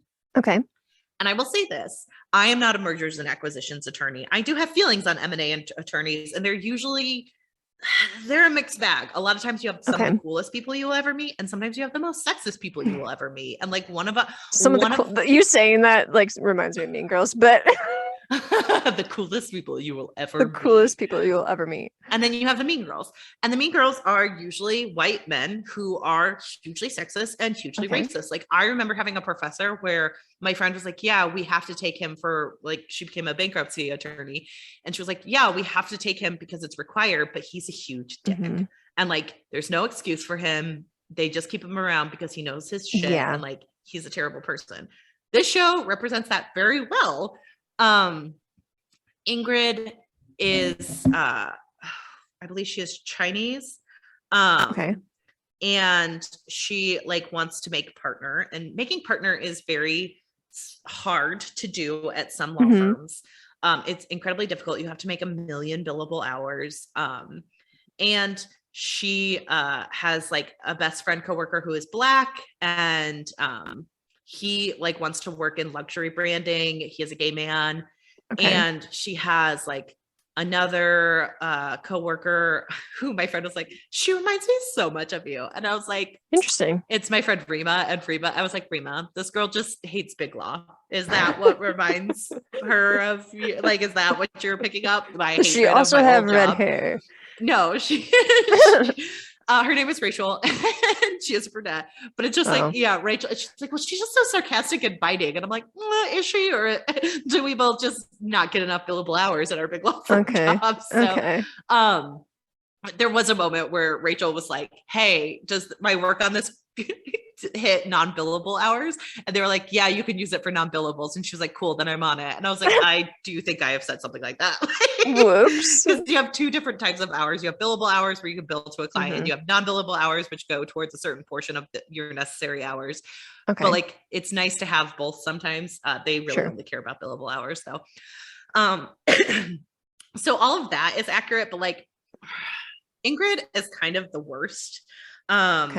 She does a lot of toxic things. Like the whole premise is like she had a one-night stand with a guy, and now he works with her at the firm, and she kind of has the hots for him, but she starts dating another guy. The beginning of Grey's Anatomy, right?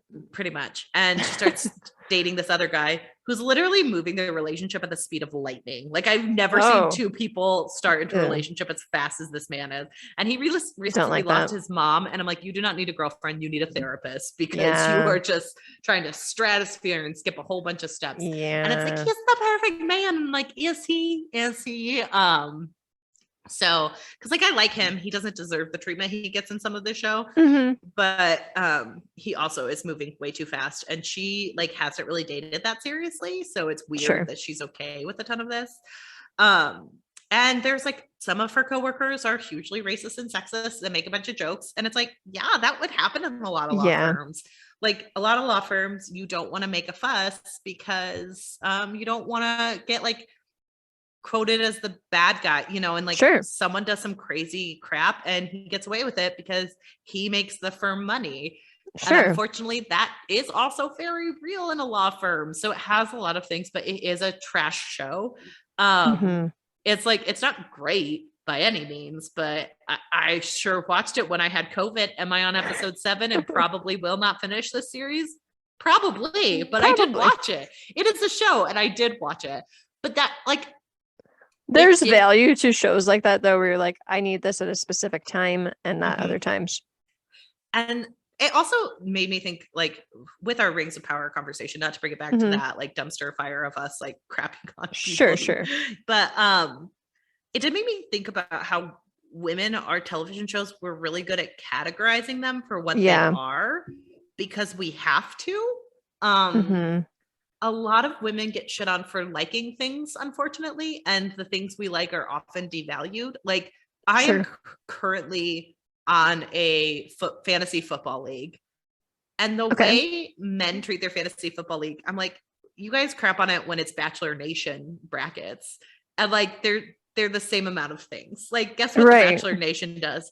It makes some people famous who shouldn't be famous. Guess what football does? It concusses people to the point of like brain injury, and you still watch that. So like, which one is actually a bigger issue? I'm not saying either one is good or bad, but I am saying, like, you treating football like it is a legitimate thing versus like Bachelor or Lifetime movies. Neither one is better or worse. Or like B-rated action films. Do you know how many action films make millions and millions of dollars versus like the partner track? Like, is partner track good? No. But was 24 all that good either? Like, no. Yeah. And I do think if we were a little bit better with recognizing like both, there's a thing where it's like, I feel like so much content that is put out that is kind of targeted towards women is not valued in the same way, whereas women are expected to value content that is for them and also for men. Yes. And it's just this weird dynamic where I think people will kind of either talk about content for women like tongue in cheek or make fun of it. And it's like, there's value to this. It's just as entertaining for people to watch The Bachelor as it is for people to watch people hitting each other on a football field. Well, and also there's almost a thing where like women have to value what men watch, but they also have to devalue what they watch. Like, you're not allowed to like The Bachelor. You're allowed to say, it's like, oh it my has God, to be like, well, it's my guilty pleasure. Yeah. Like, that's not a thing. It's a pleasure and it's interesting. And like, I don't think women should necessarily have to put down their things, or we get to start putting men's things down a lot more than we are. Sure. And like, media gets to put them down, you know. Like, there is a trend on TikTok of a guy named Kyle Prue who he says like things you can say to piss off men. And he's like, it's so many things. Call a football match like a match. Like, pretty much like call it a match, or like call their pregame stuff dress rehearsal or something like my gosh, I love it. Right? Like, and he'll say stuff and he's like, and then he had one recently where he was like, I had a friend's, like, my roommate's friend was in town and I came into the room and she said, Kyle, were you born prematurely?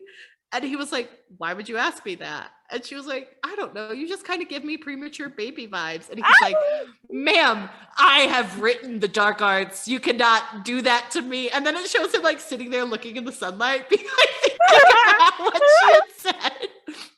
I love that.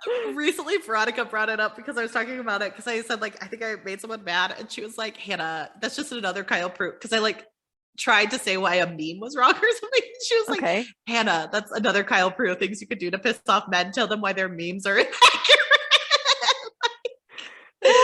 Perfect. So I don't like want to take this as you should hate on men, but like if football is the same as The Bachelor, like, sure, or it has the same amount of value to it, and right?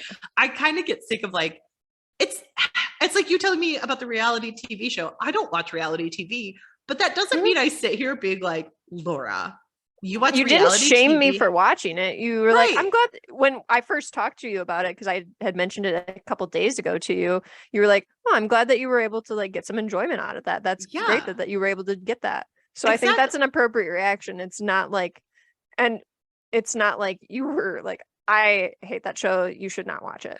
Or like, so I'm uninterested in this topic of conversation. I was like, oh, can you tell me more about why you were excited about that? Sure. And you did. Like, I just feel like people don't know how to have good conversations about women's stuff because women were taught from such a young age to be like, oh, it's a guilty pleasure. Oh my gosh. It's not as important. Right. And it's like, hey, guess what? Like, I don't watch Hallmark movies. Hallmark movies make bank and they treat their actors amazingly because those people get so much money. They get so much money. Gosh. And guess what? They're able to pay people because they have low overhead costs because of the way they make programming. And I don't think that is good, bad, or ugly. I think it is smart for what they do. And they use the resources. It's not like a bunch of bigwigs pocketing Hallmark money.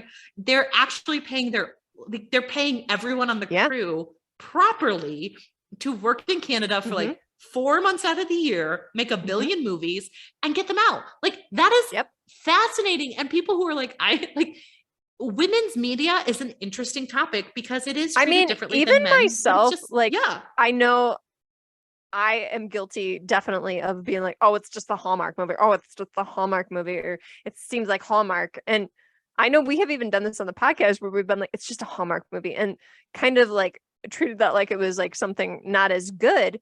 But here's the thing, like that's not true at all. There's definite value to those movies. And being honest, like I have watched several Hallmark movies and I've been like, okay, I like this. There's comfort in a predictable show that makes you feel good. Well, and I also think that like people are bad at recognizing when it's both and. Like, guess what? Hallmark movies have all the schmaltz in them. And they have all the like people go to a random town, they fall in love, da da da da. But guess what? A lot of action movies have the same action. The exact same thing. Yes. They have it is always a 3-act structure. And if you start learning, like fantasy novels have a certain 3-act structure about them. Like everything is in its own art form. I mean, fantasy novels are particularly usually like Christ narratives. So, I mean, you can predict what's going to happen there. Right. And so there is something to like, hey, guess what? All art can be criticized. That is true. But like, understand that neither one has more or less value. It's just like what it has to you. And like, I don't love Hallmark movies, but like, I will tell my sisters when I see something that they will, and like one of my sisters, like, I didn't suggest Partner Track to you because I just thought you would shit all over it. And I was like, oh, I feel a little bad that you think I would shit on. Like, I made fun of it. I made fun of the fact that these are 6-year attorneys who do not have a first-year attorney searching through files with them. Where are their first-year attorneys? Those kids get paid to do that. But like, I make fun of the things where I'm like, are you serious right now? But like, it's not saying this is a bad trash show. It's just like, oh, that's a show that I watched and I didn't really want to continue, but lots of people did. And neither one is wrong or right. And I just, you and I are in a moment where we're like, let's not trash on things just to trash on them. Exactly. Yeah. So I watched Partner Track and that was, it was, I'm not going to trash on it, but it was an interesting show. And I really liked her male best friend character. I was shocked at how accurate it was because I think a lot of people may watch it. There is small spoilers for Partner Track. One of her friend who is Black calls out one of the associates for being racist because he makes a comment about like, why are you worried about partnership track? You're Black and gay. You obviously have the job, indicating that it's diversity. Right. And we have hiring diverse people. And we have seen this man be microaggressed by multiple partners and we have seen them demoralize him and question his authority where they don't do that with the white associates, which is also true. And he calls the guy out, tells him he's being racist. He's telling him his white fragility is showing. And then the guy at a partnership retreat does a stand-up where he makes fun of the term white fragility and saying like, you're supposed to just say thank you now. And I was watching it and I was like, I could see this happening. Honestly, like as someone in the legal field, I could like, he was an idiot as a big law person, but I could see a lot of talk. I don't think he would have done it maybe at like a huge associate benefit where everyone's there because you're more likely to get called out. But I could see it if it was like a small party of people and he's making jokes about it. I can see that happening. And like, I had friends where people would make comments about like them planning their wedding during office time when they weren't doing that. It was just they weren't around. And like some partner was like, Right. oh, is she off planning her wedding? So like, guess what? Shit like that happens. And it felt very realistic. And when he only got a slap on the wrist, it made sense to me. And so it was an interesting show from those dynamics. Sure. And it was interesting to watch Ingrid deal with that because she is very much the person who wants to like placate everyone, where her friend is like, no, burn it all to the ground. They're disrespectful. He disrespected me. Right. And right. like, you get it because you get how discomfort it can feel. And like, hey, I did do my best. I did turn it into HR. Isn't that enough for you? And it's like, sometimes, and sometimes it's not. Like, right. And like workplaces can be toxic, and it seems like that is a toxic space. Right. So it was very interesting to watch. And you know, I kind of know how the season ends, and I'm like, okay, well, I know now. Yeah. I don't need to watch a ton of that anymore. So that's kind of all that I have been watching. Lots of Netflix for some reason. I've been huge on the Netflix lately. I know. I think I'm getting ready for them to like smack down on their password sharing that they're supposed to be doing. Oh, fair. And then I continue my Harley Quinn journey, and it's adorable. So love it. Oh, and I love your love for cartoons, adult cartoons. It's so good. In the last episode, I'm on season 3 right now. The Joker, he randomly got amnesia, and now he is a stay-at-home dad, and I love it because he's back to being the Joker, but he just loves his kids a lot. Okay. And so he wants them to get into the dual language program. Oh my gosh. Because they are Hispanic, and he keeps being like, well, you know, they don't call me dad, but if they ever wanted to, I'd be okay with it. He's like, I'm just their stepdad, you know. And he wants them to get in the dual language program, but he finds out that only 24 students get in, and like someone pulled strings, and it's like one of those moms who's like blonde and perfect in like these TV shows, and he's like, she is my new nemesis. So he's like totally done with like battling Batman, and he runs for mayor so he can get more kids into the dual like immersion program. I kind of love that.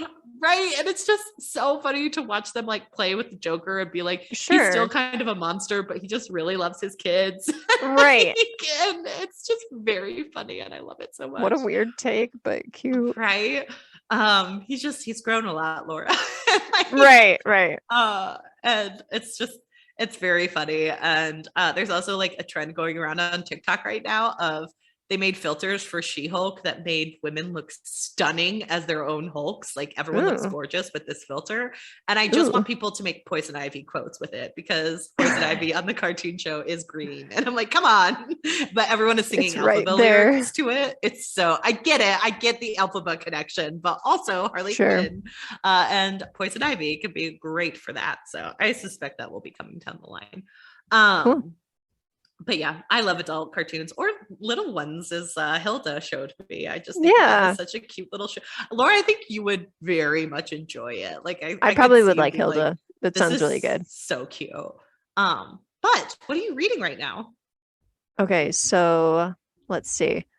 Since it's been a while since we've talked, I've read 4 books. Oh my goodness. So I listened to Thank You for Listening by Julia Whelan. Is that good? Okay, I really liked it. Okay. I think that if you're going to read it, do the audiobook, because Julia Whelan is a famous audiobook narrator. Oh, okay. And she is so good at her job, but she's also an awesome writer too. I need to check out My Oxford Year, because that's her other book. But Thank You for Listening is about a narrator. Oh, fun. Yeah, who is going through some traumatic life experiences and ends up getting an opportunity to narrate a romance book.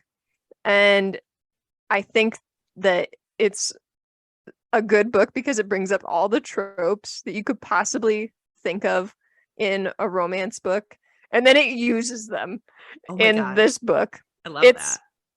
It's very clever. It's very clever. And it's also just a feel-good book. But Julia Whelan is very talented, and she does so many different accents in this book. And I'm honestly very impressed by her talent. Oh, good. And her writing ability is great too. So I didn't know that she was a writer until I saw this being advertised by different authors that she had narrated their books, and I was like, oh my gosh, I have to check this out. And when you're listening to it, you're like, is this based on her life? But gosh. It's not. But it's okay.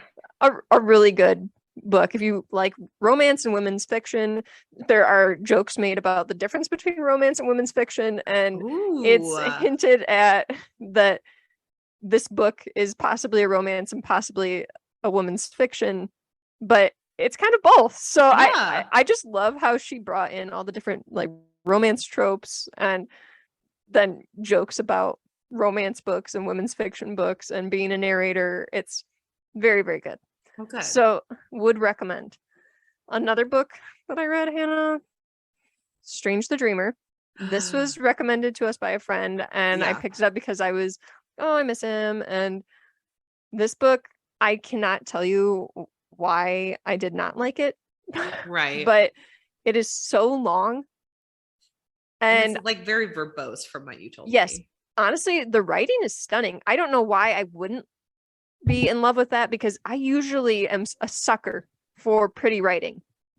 Like if an author can write something prettily, they can write literal garbage. And I usually am like, but I thought it was pretty good. Right. So I'm not sure why I wasn't all on board with this, but it's so slow. Okay. It's so slow that pacing can be a problem. It wasn't until like the last 25% of the book that I felt like anything really even happened. Mm-hmm. And I understand that this is like a really well-loved book, and that so many people are like, oh, Strange the Dreamer is like my favorite book ever. I think I can see why people like it. I just think it was just too slow for me at times. When I say at times, I mean the majority of the book was just too slow. It was just too slow. I'm sorry. I don't know what it was just too slow for me. And honestly, I had all those books checked out from the library, and it was slowing me down so much because I was like, okay, I need to read Strange the Dreamer next because this is the big one. I need to just kind of get this one done, and then I can get through these other ones really quickly. That did not happen. It made my slump worse because it was so slow that I would try to read. I usually read at night or in the morning, or sometimes both, but I was reading it at night before I went to bed, and I would take like an hour to read, and I would be like, how did I only get like 20 pages read? Right. I hate when you're reading and it feels like that. We're just like, oh, I guess I'm here now. And this is, let me tell you, I was behind on reading The Burning God because of that book.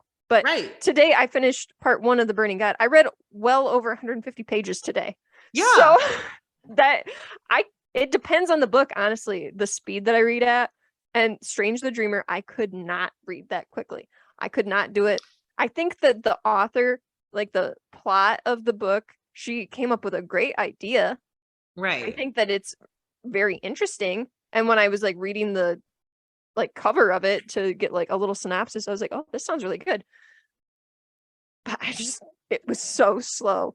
Like nothing happened. I'm like, we're still talking about this thing. Oh, it was so slow, Hannah. So slow. Well, it seems like it's also, those books can be good sometimes, but if you're not in the right mood for them, I was definitely not in the right mood for it. Right. I gave it 3 stars just because I was like, honestly, it has all the pieces, but it's just not for me. I think it's not you, it's me, Strange the Dreamer. And that's really all I can. You. Exactly. That's really all I can blame it on, is that I just was not feeling that book, and it's just not right for me, I guess. Yeah. Because it just wasn't there. Do you want to save your other 2 books for next week in case you don't read anything? Sure. Yeah, I will save those 2 for next week. Hannah, what have you been reading? So I will only cover 2 right now. I kind of talked about this before, but I do want to bring it back to this really quick because I do think it bears a little bit more of a thoughtful response from me. But I read Perish by LaToya Watkins. It just came out.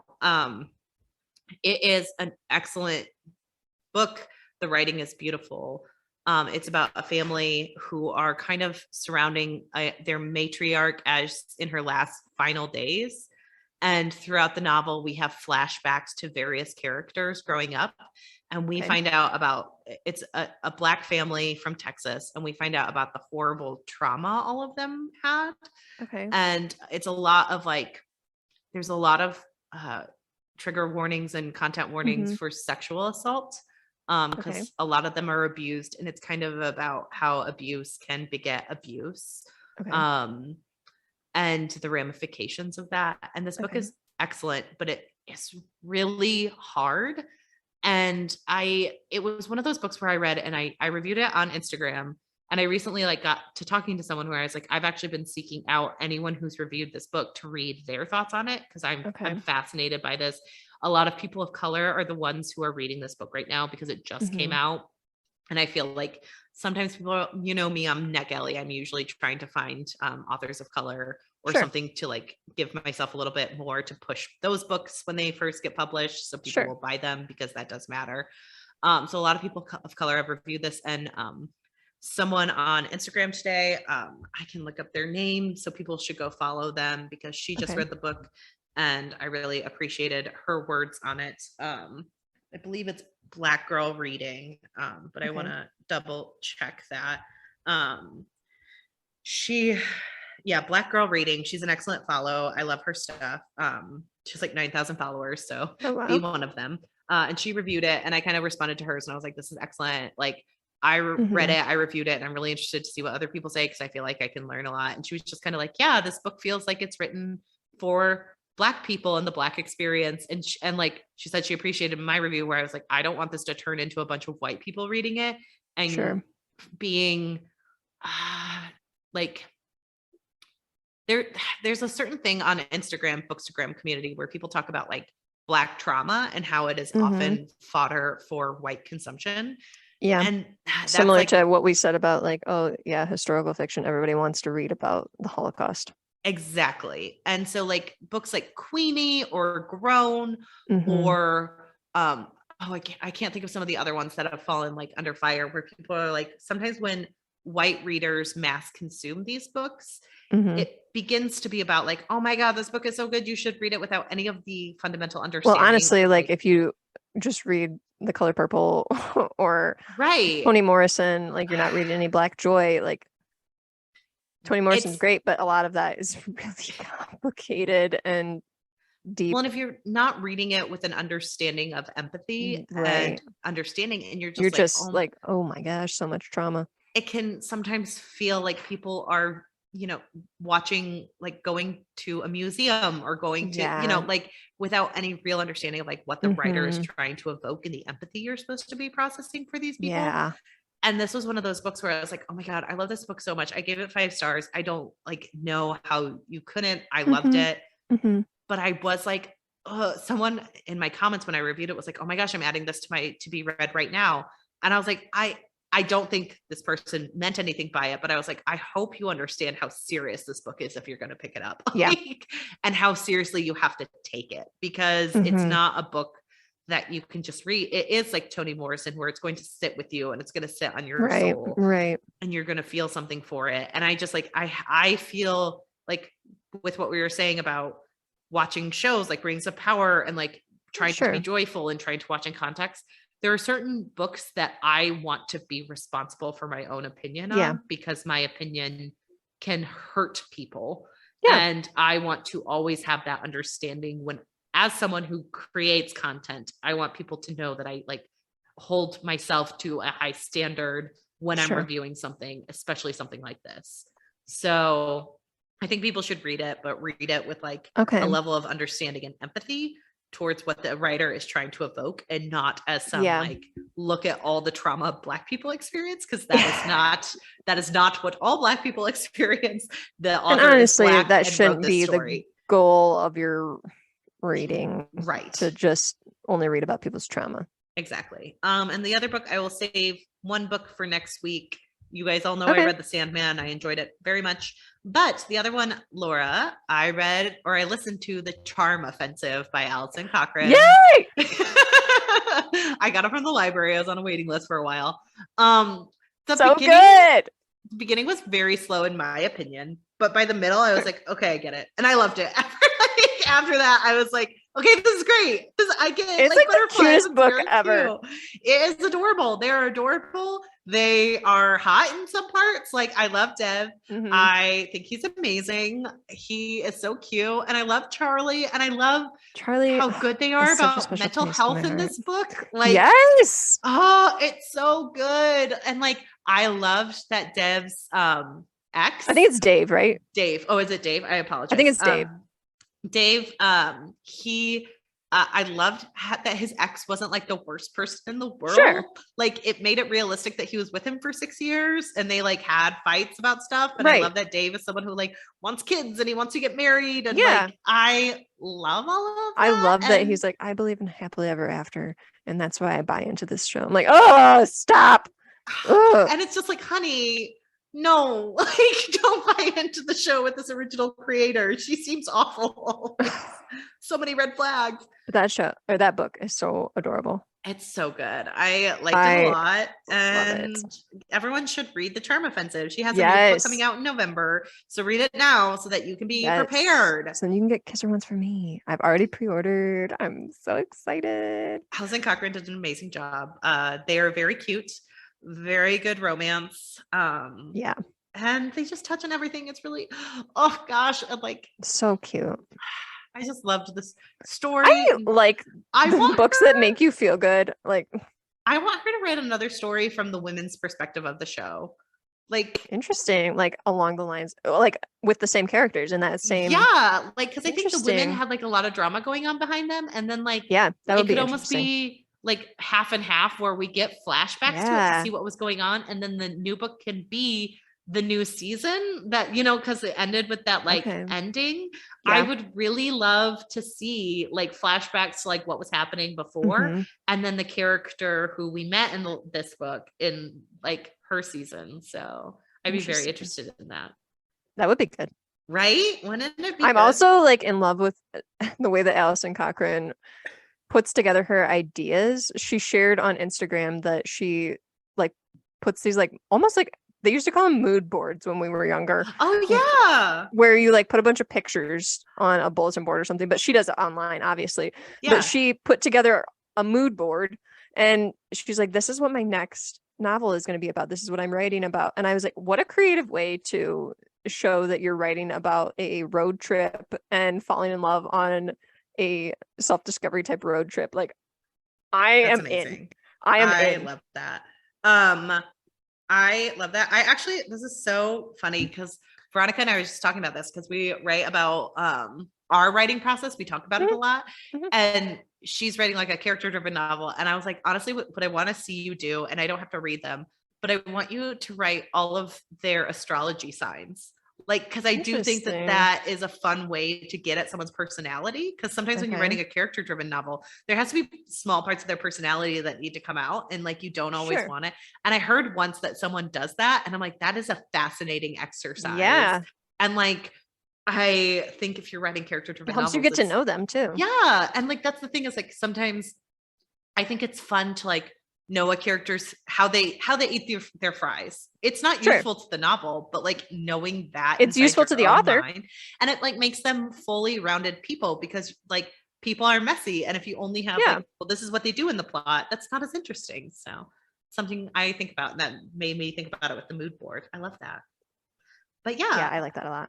Okay, so Hannah, before we end, can we mention all of the books that are on our Indie Intermission bracket? If we're gonna do a random bonus episode that we were not planning to do, that's what I was thinking. I was like, this has already gone off the rails. I want to just highlight these authors because we should, and they deserve to be. Laura and I let's just mention them. Haven't really talked in 2 weeks, and when we don't do that, we're like, oh, we want to share what we've been watching, and we're weirdly just like, oh, we really like talking to each other. Sorry, RF Kuang. Yeah, we love talking about your book too, but I mean, if we have another week to read this book, we both won't be mad about it. We're in a very big reading slump, so it's fine. We have started voting for Indie Mission Part 2. We'll already have voted 3 rounds by the time this episode, or the third round will be up the day this episode comes out. Sure. But we do want you to go buy every single one of these books. Some of them were on sale at some point. If they're still on sale, you can get them on Kindle for like 99 cents. So it's a good time to show a little bit of love to these indie mission picks. Yes. These authors are spectacular. Everyone is so kind. Everyone is so nice and loving. Everyone is so self-deprecating. The support that everyone self-deprecating. gives to each other is amazing. And that's my favorite thing about this is it's not, and we need to mention again, this is not a competition. We're going to cover all the books. We just wanted to highlight some of these authors and be like, hey, you should check out these books. Right. Because a lot of indie authors don't get the traction that regularly published authors do. So our goal was kind of to bring attention to these books. And that's what we're hoping to do with these indie intermissions between the series that we cover. Exactly. But the support that these authors are giving each other is unreal. Like immediately it's such a feel good. I can't wait to lose to you. It'll be amazing. I know. And the way that people are like, oh, I can't believe that I have to go up against so-and-so. They write so well. What an honor. I'm like, oh my gosh, people are so nice. And that's like, we found indie authors through this podcast, through all of our connections. And we decided to do this because we do want to highlight these books because they're fun and they're we also want to read more indie books. So this is how we are approaching that. Exactly. And our last indie intermission was awesome. We read I Hunt by Olivia Hill. Olivia was so great. She met me in Chicago. Nice. We still need to do a game night with her. I need to set it up. We have every intention of doing that because Olivia was amazing. Loved her so much. Loved I Hunt. Like it's so good. Fun. It was a lot of fun. And so we can't wait to do Indie Mission Part 2 to pick the next read and highlight these books for a couple of weeks and get people to vote and get people interested in reading them. Like, as Laura mentioned earlier, Pusset, he read The Living Waters, which is up on Indie Mission. And you know what? He is pulling for The Living Waters. So and he did that last time, rallied all of his people, and I Hunt won. So I'm wondering if that's going to be what it takes. I know. If this is just a Pusset bracket, we're all just living in it. Right. But it was like, I Hunt was interesting. Olivia bought some of the books of the people she went up against. And like, that's the whole purpose of this. It's to highlight people and to introduce us to new authors because there are a couple new ones this time around. Yeah. So now I'm looking at the picture on my phone and some of them are a little hard for me to read. Don't worry. So I may have you read them. Yeah. So the first side lineup, we have Fairy Godmurder by Sarah J. Sover. This is new. I did a randomized bracket this time around. And so she just was the first to pop up. And honestly, I'm excited. It's about a fairy godmother who like lives her life. She does her job. And then she gets too close to a princess who then becomes brutally murdered. And so she decides to give up her life as a godmother. And she is going to hit the streets of Boston and search for the person who killed her last charge. Okay, that's amazing. And it sounds so much fun. How creative. I know. I think it was Sean who wrote the part about the dragon was mostly true, who recommended this one to us. And I'm really glad it's on the lineup because that sounds awesome. Fascinating. And she's up against The Fires of Treason by Michelle Quirk, who has been amazing and followed us along last time. And it is a princess one where it is a girl who has idolized and supported her older brother, but then he is accused of treason and he's banished. So her loyalty is tested in ways she could have never imagined. So Fires of Treason. Then we have one of our close people on Twitter. We interact with him a lot. We Break Immortals by Thomas Howard Riley. So funny on Twitter. Go follow. So funny on Twitter. Go follow him. Buy his book. It's a chunky one. So we always get nervous about the chunky ones, but we just gave ourselves another week to read it. So, and this is about a drug addict who hunts sorcerers down by tracking their magic. That's one character. We have the most renowned swordsman no one has ever heard of and a thieving magic wielding woman hell-bent on revenge. And they're going to collide during a last-ditch effort to stop an insane superhuman serial killer. So another serial killer. Fascinating stuff, guys. Into the serial killer. I thought I added different pictures to this, but they're not popping up here. So hopefully those did get added. I'll have to double check so people can see pictures a little bit bigger. And then we have Shadow of a Dead God by Patrick Samphire. And it talks about, it was only supposed to be one little job, a simple curse breaking for Thorn, to pay back for a favor to his oldest friend. But then it all blows up in his face. And now he's been framed for murder. Lots of murder in this, guys. But you know what? I'm here for it because we are getting into fall and it's time for some murder reads. And remember, this will be up in like, I think November, December time. So perfect time to cozy up with a good murder.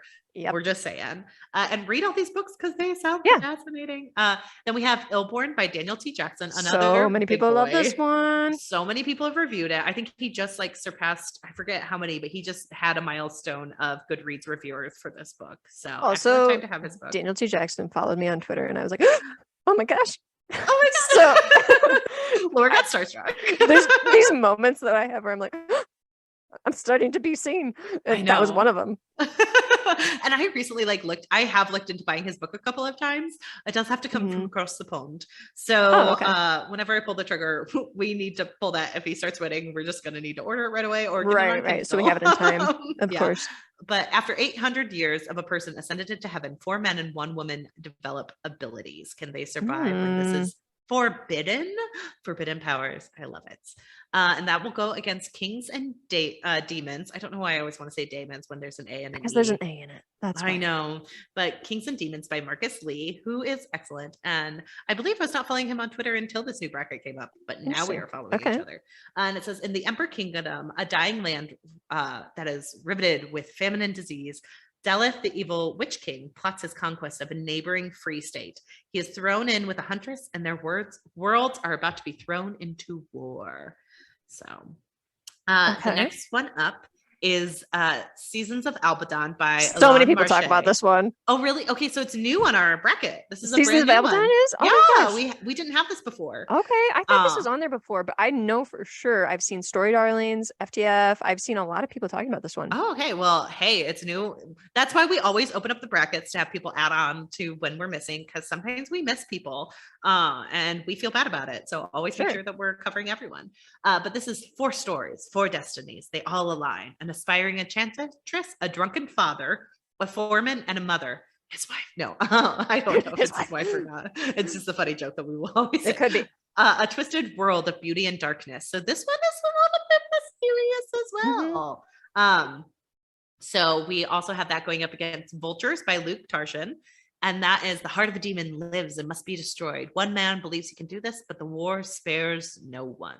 I like how dark these always feel. I was going to say, I love these synopsises. Like synopsis. I mean, I mostly pull them from Goodreads, so they write them themselves, and I just I was giving you more credit, Hannah, but you were. I usually read it and then I'll drum it down to like a line or two. Okay. But I do pull from Goodreads because how else would I know what you should have just said? I came up with these all on my own. I looked at the cover and it inspired me to write this up. What if I was just making these up and it's like Vultures? I created this based off the author's 2 tweets. Yes, exactly.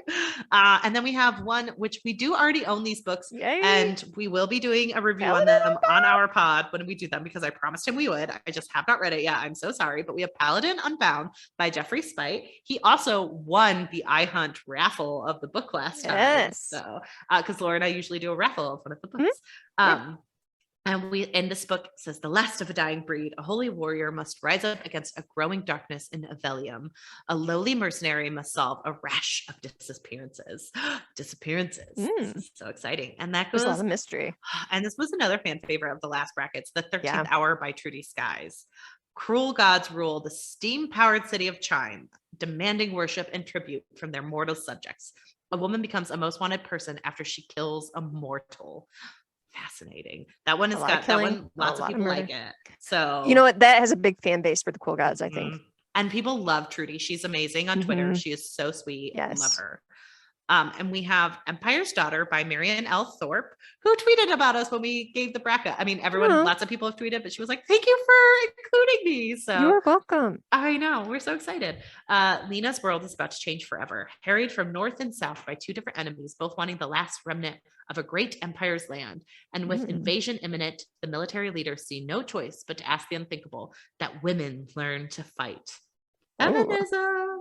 And then, of course, we have already mentioned this one, but The Living Waters by Dan Fitzgerald. This is one that I think is going to be a big contender. This is, I believe this is his swordless. It's swordless in this, fantasy. Yes. And it's a lighter fantasy novel where 2 people are sucked into mythical wetlands. They're led into trouble, hidden space, and there's adventure abound. So a little bit lighter than all this murder. And, we might be reading it because Basit has spoken, and he spoke last time, and boy, did he speak. So there's a lot of weight behind what Passer wants. Right. So a lot of times what Passer wants, Passer gets. And then we have We Men of Ash and Shadow by H.L. Tinsley. Laura, you've read this. I've read this one. Right? Yeah, you've read this one. So Laura knows if it's good or not. I do. It is good. It's good. It was recommended to us from a friend, so that's exciting. And this book takes a mercenary who wants to repent for his misdeeds and makes him into an unlikely mentor of a skilled would-be assassin. So I believe Holly was recently... Can recommend. I can recommend this one. Yes. And I believe recently FTF did an episode of We Men of Ash and Shadow. Maybe. Am I misremembering that? But someone did. I feel like someone did recently. So we'll see. Okay. And then we have Last Memorial by Rachel Emma Shaw. Memoria. Memoria. I'm sorry. Thank you for correcting me. A woman who steals memories in this dark fantasy novel. A person who wants to restore the thoughts he lost. A grim novel with characters galore. We love characters. Okay. Can't wait to see it. Another new contender who I was on Fiction Fans. On Fiction Fans. I know. And I got mad at myself last time when the brackets came out. And I was like, he should have been on it. How did I miss him? The Sword in the Street by C.M. Kaplan. I think I texted you and I was like, next time we're getting him on. Right. That was my bad. And Higher Blades ought to be better at making ends meet. John Chronicle bleeds his patron's foes in savage duels while he's disgusted by the petty grievances and corporate laws he champions. Even the promise of security is better than nothing at all. But how long can he depend on the wage that barely pays enough to cover his rent? Giving me I Hunt vibes, but older, money. Yep. And then we have Shadowless by Randall McNally. What if the gods want you dead? A young boy lies on the beach on a warm summer's day while trying to block the sun from his eyes. Arfarius, I will learn how to say that name if it gets chosen, makes a shocking discovery. He has no shadow. Confused Peter Pan. Willer, he asks his uncle why he is shadowless. I know. And then we have, I believe, the award for best title. The part about the dragon was mostly true. Like, if that doesn't intrigue you, I don't know how people haven't read this book yet. I don't know how I haven't read it yet.